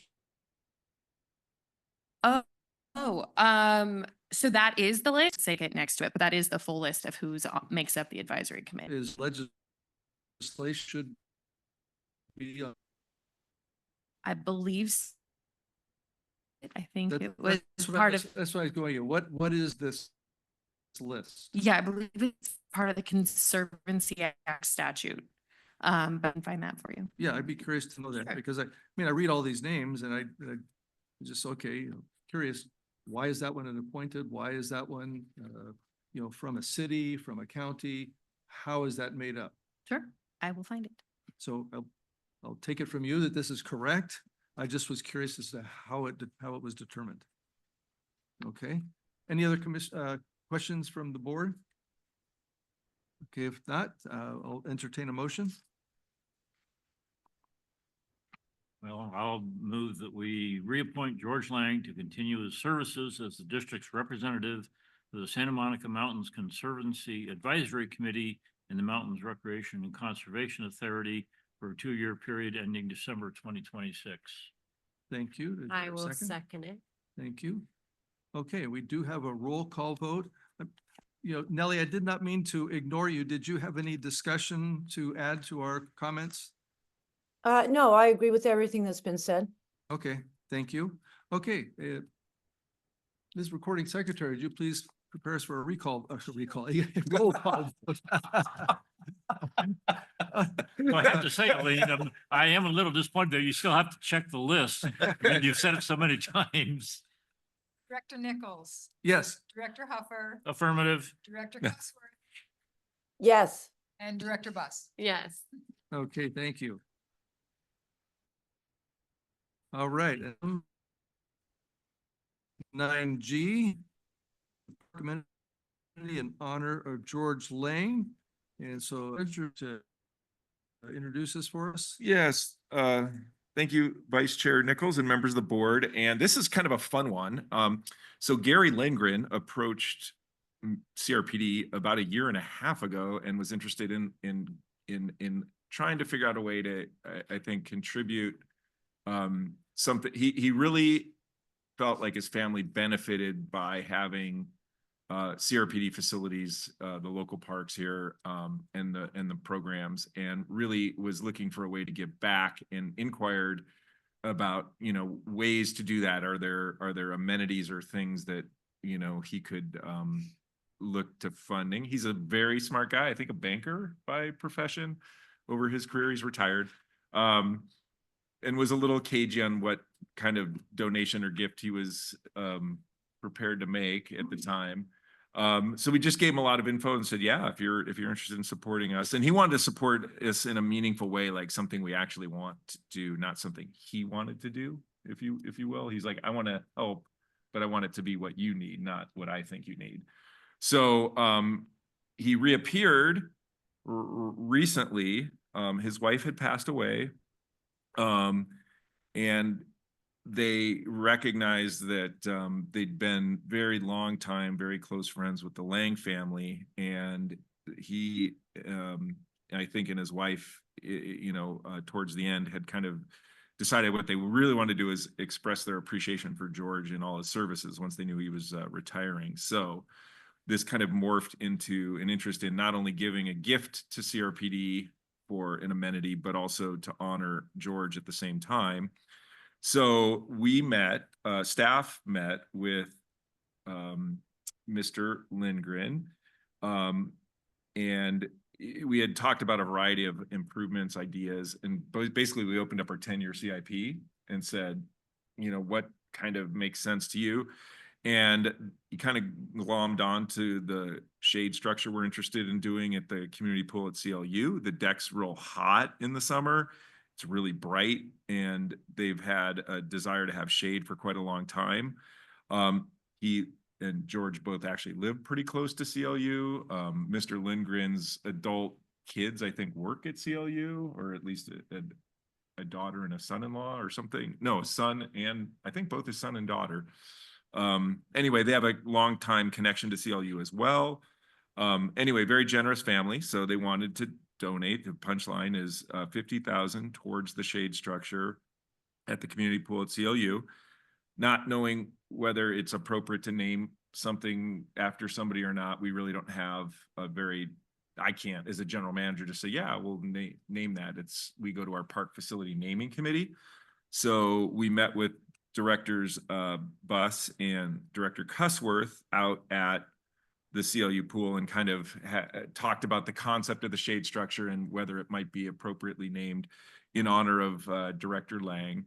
And exactly how that's worded is something to be determined, but it would be basically, you know, a gift from the Lingren family in honor of Director Lang and his service as a board member of CRPD. So that's kind of it in a nutshell. We wanted to kind of make this a surprise at his retirement party on the 12th, but the Brown Act being what it is, there's really no way to get clear authority. There's no safe harbor provision in the Brown Act that says we could do it in closed session. So I ask, when you're not sure what to do about something, you ask your colleagues how they do it. And I talked to Drew at the city and he basically said, yeah, we just tell the board member that we're going to honor to not read the agenda. We go ahead and make the decision. You know, if you think of the Claudia Vela Peña and Andy Fox just recently were honored. So anyway, it's kind of weirdly awkward. We have to have this open discussion about honoring a guy who's sitting on the other side of the door there. And get the approval so that on the 12th we can sort of make this announcement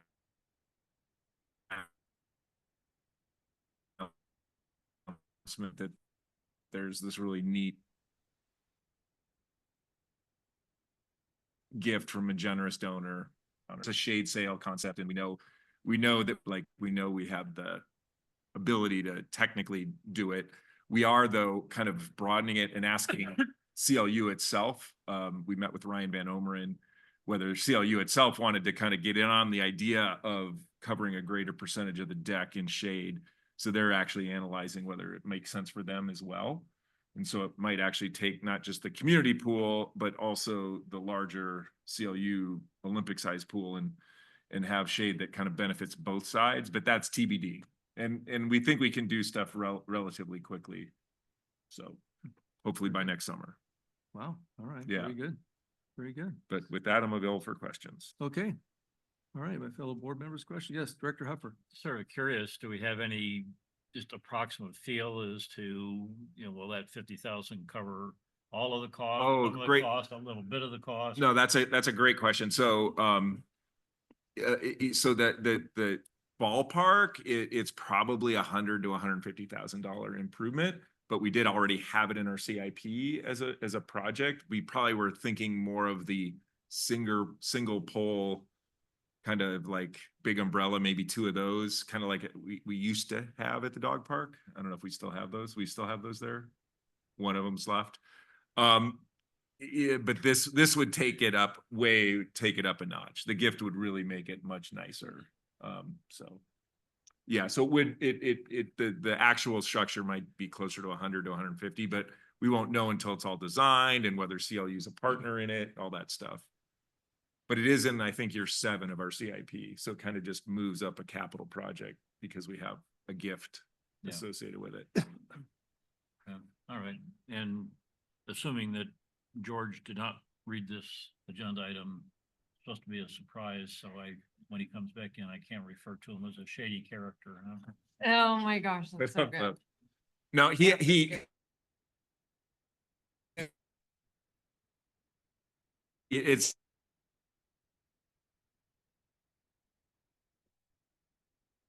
it isn't a surprise to him, but I think I'm having hundreds and hundreds of people watching right now. I think there will be a lot of people will announce it on the be like, oh, that's really cool. Have a nice send off.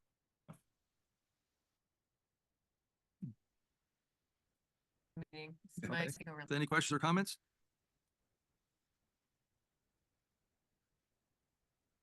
Director Cusworth, are you still there? Microphone on. I am still here. Your meeting is going in and out for me, so I'm not getting every word, but I do know what's going on. Okay. Any questions or comments on this item? No. Thank you. I did have a question. I fully support the concept. No questions with that. But with the naming committee, I was just trying to think of any amenity that we have that's named after a person.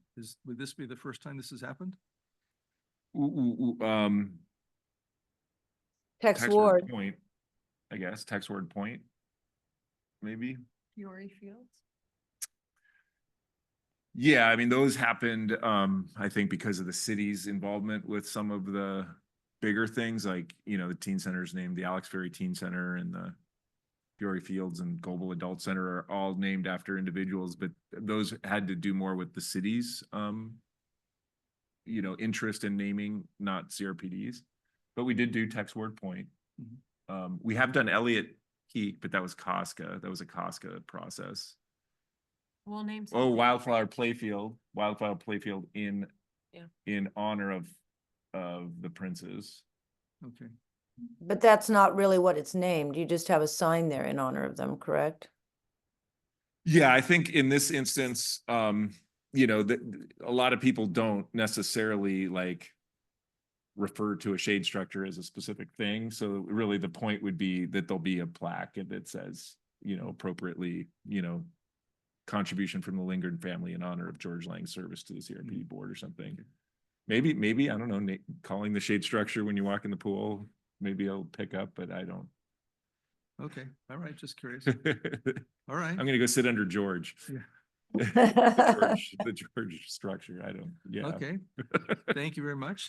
I don't have anything further. Any further questions or comments? And if not, I'll look forward to a motion. I'll make. To.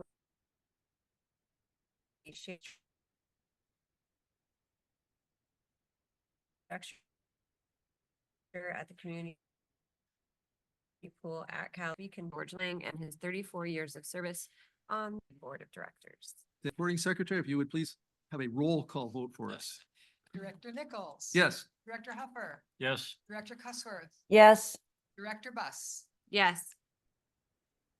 Okay, that passes.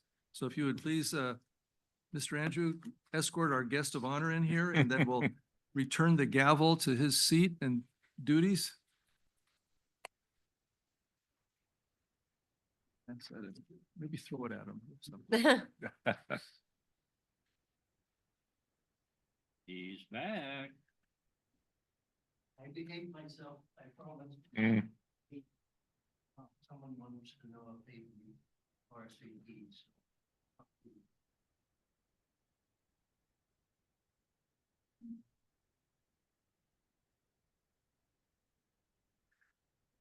I see the gavel's back at my position here. So how do we? We are ready to commence with item 10A, sir. Actually, 10A3. Okay, any report? If you're curious, your colleagues both were unanimous in their decision. Oh, They'll have to tell you what that is, though. thank you, thank you. One of you guys can tell them. At another date. Oh. It's a surprise. Okay. All right, understand. So we are going to refer to you here forward as a shady character, so. Oh, you guys are great. Okay, we're now ready to move on to reports and announcements as indicated, item 10A through E. Any particular one want to be pulled or discussed about, et cetera, et cetera? I do have a comment from our recreation highlights. If you noticed, there was a report from the Veterans Day Breakfast and USO show, an annual event, as you know. And Patty Ham is in charge of that event.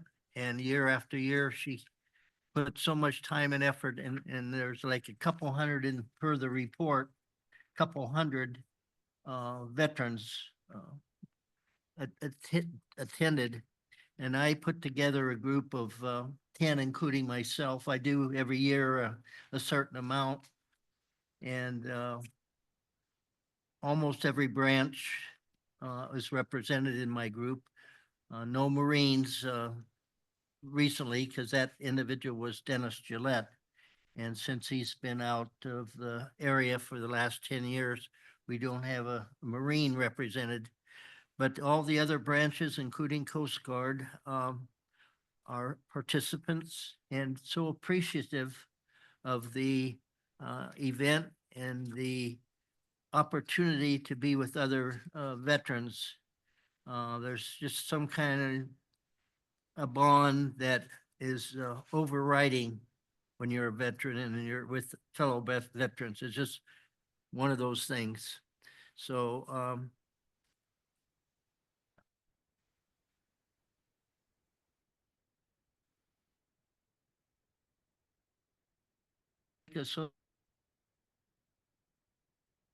associated with I unfortunately was not able to attend, but I know Patty, I was unfortunate party and I heard it was well attended and everybody really enjoyed it. yeah, and also as we leave the event, we're all given a little bag or box or something of items that are similar to what they send the veterans overseas. So it's another kind of a connection bonding situation. And again, it's well done and definitely appreciated. So give Patty another congratulations from a group of 10.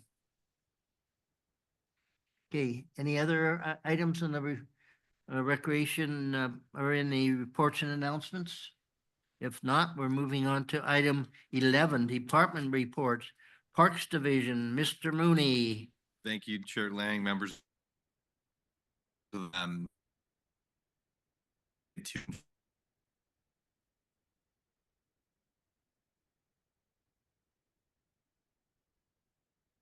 in front of the Planning Commission. I know the project was approved as well as Orchard Skate Park, so pretty exciting. I know staff and all departments have put a lot of work into all those projects to get to where we are with those, so that's pretty exciting.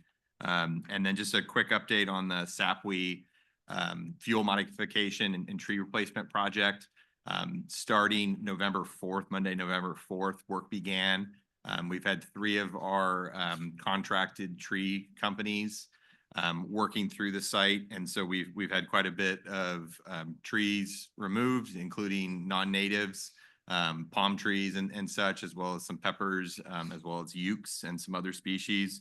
And then we are looking to start planting in the coming weeks. So kind of the gap in between Thanksgiving and the later holidays throughout the year. And so just good progress that we're making. Matt's staff has been doing a great job. Specifically Bob Noons, the ground supervisor, working on that. So really good stuff to kind of and timely as well. Like unfortunately, we did have our local fire, large local fire, and so kind of taking those trees out at a good time, as well as being able to establish native species over time on the park property. So with that, I'm available for questions. Thank you, Mr. Mooney. Any questions? Yes, Director Nichols. With many of those eucalyptus being removed, are those being treated any way so they don't coppice and sprout? I'm sorry, say it again. Are the eucalyptus being treated in some way so they don't coppice or resprout? Yes, so we are doing low stump. We're not necessarily doing stump grinding for all of it, but then we are doing low cuts for the stumps and then doing a treatment on it. All right, thank you. Director Huffer. Yeah, since we had a couple of items on tonight's agenda about cell towers, what's the latest on the cell tower improvements or expansion at Conejo Creek South? It's been radio silence. I have had not contact for a number of months on that. I believe they may be in conversations with their architect and or general contractor for the scope of work for building permits is my guess. I could always check with our colleagues over at the city to see, or check in with their project manager to kind of see the status of it. Yeah, I'd just be interested to find out. Yep. Any further? Okay. No further questions for our Parks Division. We're moving on to item B, Recreation Division. Ms. Callis. Thank you, Chair Lang, members of the board. In your packet, you have a little printout in regards to our fall participation satisfaction survey. as normal. It's very, very good. So if you guys have any questions about that later, you can give me a jingle, but very impressed and continue to be very satisfied with the teams out in the field and all the work that they're doing and the impact they're making on the community. Just a heads up, we have a new reservations coordinator that'll be housed in the sports department. That'll be starting November 25th, and Dos Vientos has a new coordinator that will be starting on December 16th. I'll get you guys some information, a little welcome email that went out. I'll send it to you so you have a little more information about them. And then just a reminder that on Thanksgiving, all of our community centers are closed. And the day after Thanksgiving, we have shortened hours. So most centers are open 12 to 5, and Teen Center will be open 11 to 5, and OMC will be closed. So just as a reminder, and available for questions. Any questions associated with our recreation division report by Ms. Callis? Thank you, thank you. We're moving on to item C, Management Services Division report. Ms. Smith. Thank you, Chair Lang. I have no report, but I do have an answer to Director Nichols' question from earlier. So the members of the advisory committee for the Santa Monica Mountains Conservancy is established by the Conservancy Act, and it's in Public Resources Code section 33213A. And the list in your packet is the complete list. Thank you very much. Okay, any comments or questions associated with Ms. Smith's report? If not, we're moving on to Management Services. What did I just do? Yeah, we did that one already. That's what we just concluded. Thank you, Melissa. Item D, General Manager's report. Thank you, Chair Lang, members of the board. We do have a need for 2 closed sessions, so keep that in mind. No. CRPD in the Athens service, our waste hauler, along with the city, recognized CRPD as a recycling champion all-star. So that was kind of cool. We are recognized for our efforts in that regard. Our green waste, I think in particular, is pretty darn great. Andrew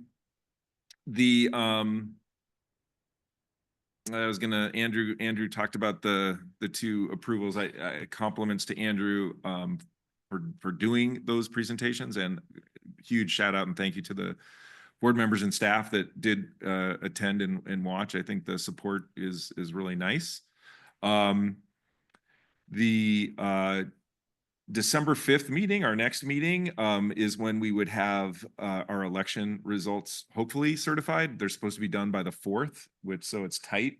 And so we can't really swear in a new board member until and unless the election results are certified. So we're kind of hoping that everything is on schedule.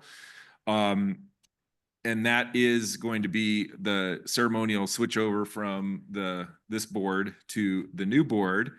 And so we are going to kind of keep it really light and ceremonial and kind of have the opportunity to mix and mingle with our new director, Ashley Orozco, and her family. I expect she'll bring her family to the event. And, I don't know if you're having any family, George, but it'll be the changing of the guard, and we'll have a little cookies and punch kind of a thing after. And congrats to Chuck, because I think since the election, I haven't seen, or I have seen him, but congrats to Chuck on the election results. Yeah. And then, as you know, on December 12th, we will have what is turning into kind of a bigger party than maybe we were expecting. So sorry, we got to keep the numbers in a reasonable amount, but George's party is going to be on the 12th, which is kind of the Thursday in between our 2 meetings. With that, I am available for questions. Thank you, Jim. Any questions for our guest, Marissa? Do we need to have the December 19th meeting? Yeah. Well, yeah. I mean, unless we could do some business on the 5th to avoid the 19th. Maybe are those items? We have your permit, the chili cook-off permit. The chili cook-off Uh, tournament is supposed to be that night. Jim, you're part of that club too. No, I know. It's not just but mine. The chair. Oh, is that? Like we yeah, if the board is Okay, saying, so you know, us. it's getting a little close to the holiday and we want to cancel, we could probably think about doing it. It just, I think we do have some stuff we need to do in December. Okay, there's just a little which- bird on a luncheon that had proposed I might say something like that. Yeah, no, I think we do, because this meeting would have been crazy long if we took care of all that other stuff we would have had. Oh, Well, and then the next meeting wouldn't be till January 16th. That's right, because the first meeting in January is canceled. oh. Yeah. Yeah. We'll make the 19th fast and painless. Yeah, we have to have the 19th. I mean, I delayed my trip to Hawaii just so I could attend the 19th board meeting, so. I vote that we I'm have not a, going anywhere, so it's fine with me. I'm just gonna say, I'm gonna vote that you have a board meeting.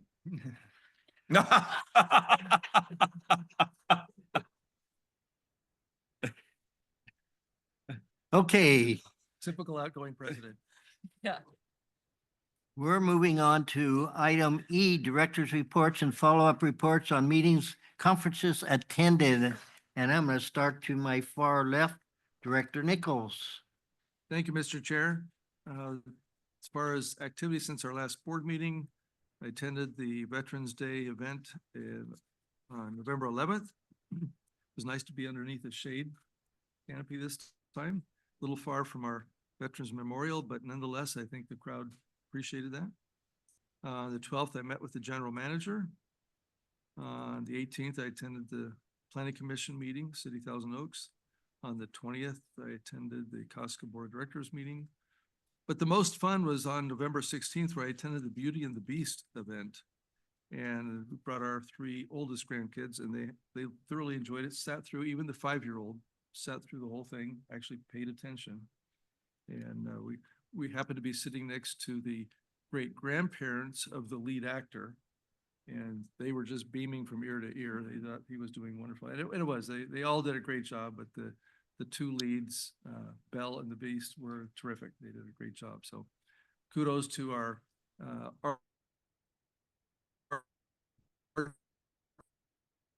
his team. Actually went down and talked to Natalie for this. What I was really impressed with, which, I mean, it's like I knew this, but I had to see it again to believe it, is that the theater is so big, but it's so small. And yet, you know, here are our little tykes, which are, you know, 9, 7, and 5, right there in front of them, everything's happening. So it's just like, it's not like going to the Civic where you're, you know, up 300 rows away and trying to keep their attention. It's just like, they feel like they're getting practically stepped on. So they're right there. So it's perfect for that age group. So anyhow, kudos to the team. Keep it up. Strong work. Thank you, Director Nichols. Marissa Bus. So I did tour this lovely building earlier this November, and I saw the Hillcrest Center for the Arts, and I got to go back and see all the green rooms and dressing rooms. I did get to also see that we have a Gem Society Club room that is oddly placed if you've not seen it. Yeah, I was like, wow, this is interesting. So they meet here and They've been here since the beginning. yeah, I know. I was like, wow, I had no idea this was here. And then I did meet also with sports here as well. And then we did a tour of the whole administration area as well.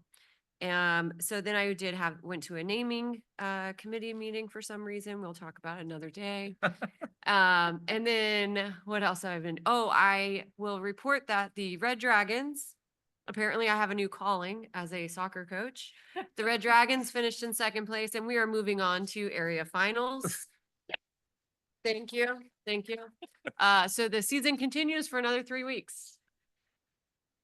Yes, and the practices at 5:30 at night are very warm at Conejo Creek South. I'm really appreciating it. I do appreciate though, because I thought there were no lights in those bathrooms, but now I know there are lights in those bathrooms, just not like at sunset.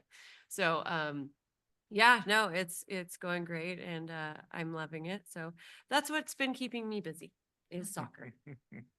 Has anybody warned you that the next step after area playoffs is section playoffs? I participated in that at this age, at Ah, 12U. So you know all about. Oh, yeah, we went to downtown Colinga. Bakersfield. Yep, I do know that we get to visit lovely Bakersfield should we win. We'll see. Yeah. Yeah, I think, I don't know if the parents are excited or not. They seem to be being good sports as of now. If we end up going to Bakersfield in February, I'm not sure how that reaction will go over. So that's my report. Take your word Thank you, for it. Director Buss. Yeah. Moving on to Director Huffer. Okay, list of things since our last meeting. Managed to get my grandson down here from Seattle and took him on the haunted trail in October. And had a chance to pop over on the October 26th to the Day of the Horse. A real nice event. November 1st went to I guess this is the second year we did the El Dia de los Muertes. I don't pronounce things very well, but over at up in Newbury Park. Had my annual meeting with Jim, and it happened to be on election day, so I needed all of Jim's moral support to get me through election day. I went to the Borderline Memorial on the 7th, which was very nice. Kyle Jory gave a nice presentation. Unfortunately, Tim Hagel couldn't be there because he was surrounded by fire at his place. I also was at the Veterans Day celebration at Conejo Creek North. It was nice. We ran into Susan and Ed Holt. Hadn't seen them for quite a while. So it was good to see them. And then last night, Doug and I were at the Costco board meeting. So that's what's been going on for the last month. Thank you, Director Huffer. Director Cussworth. Yes, quite a few things since we didn't have our meeting on November 7th. So I went to the Reign of Terror and we had a great time. And next time I'm going to go when it's the lights on, because when you're kind of rushing through there and it's sort of dark, you can't see all of the details. So hopefully they will still be there next year.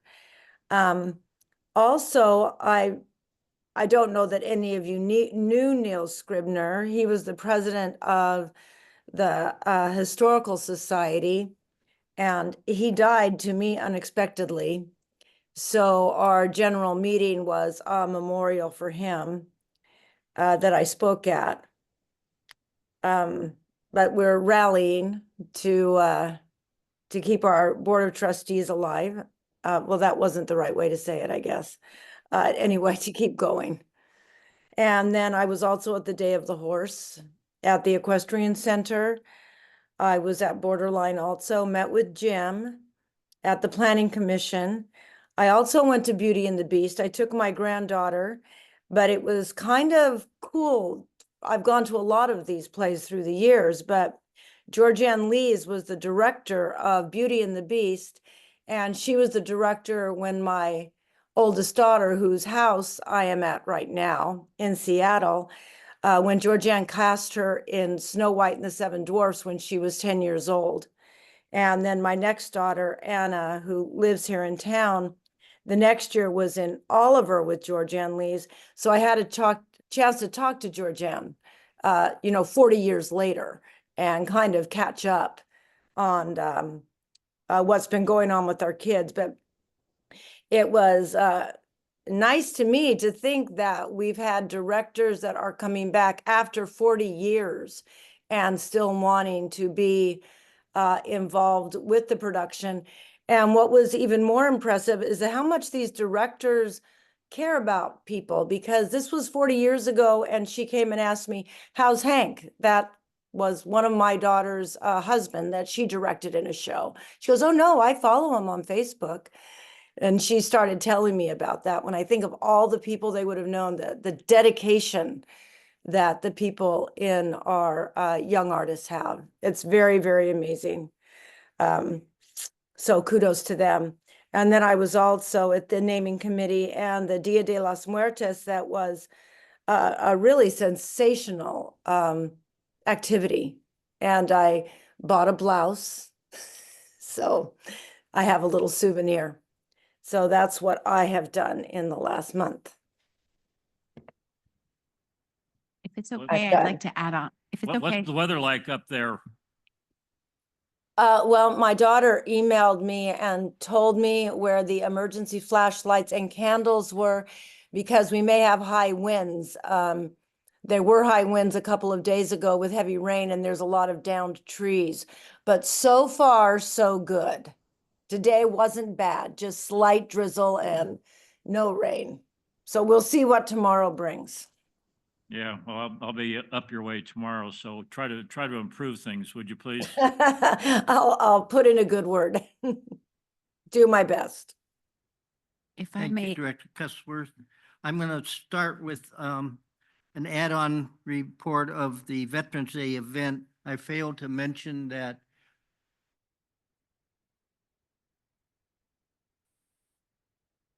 the Thousand Oaks football team members at a particular sports team every year that does this, but this year it was the cheer team and a football team that serve, take orders, clear the tables, etc. And it's a great opportunity to interact with the young kids that are going to be our future, community. And we got a good crop coming up. I've said this a number of years in a row that we're fortunate with what I see and observe and interact, and so kind to us old guys. But that is a really great addition, a great feature for this event. And again, thank Patty or whoever created those opportunities. I too attended the majority of meetings that you've all mentioned, and met with the general manager. And the majority of my meetings in recent weeks, as you may imagine, is associated with the upcoming retirement party. So I hope to see all of you there, and we'll have a good time. And with that, concludes my director's report. Oh, yes. I'm sorry, but Nellie reminded me of something that I think you guys would want to know, which is the Reign of Terror has donated again this year to us, and they have given us $30,000 to go towards Teen Center and Hillcrest Center for the Arts Theater for Everyone. And so we have received that donation, and we are hoping to, in January, have a little meeting out there and be able to, Nellie, go through in the light, at least a little portion of it. Hooray. Can see. So Bruce has said that he would work with us on that, so we'll figure that out. But again, we greatly appreciate that organization and Bruce and his family, his wife have done for us. That it really helps out on both of those programs. So it in my mind. Good. Okay.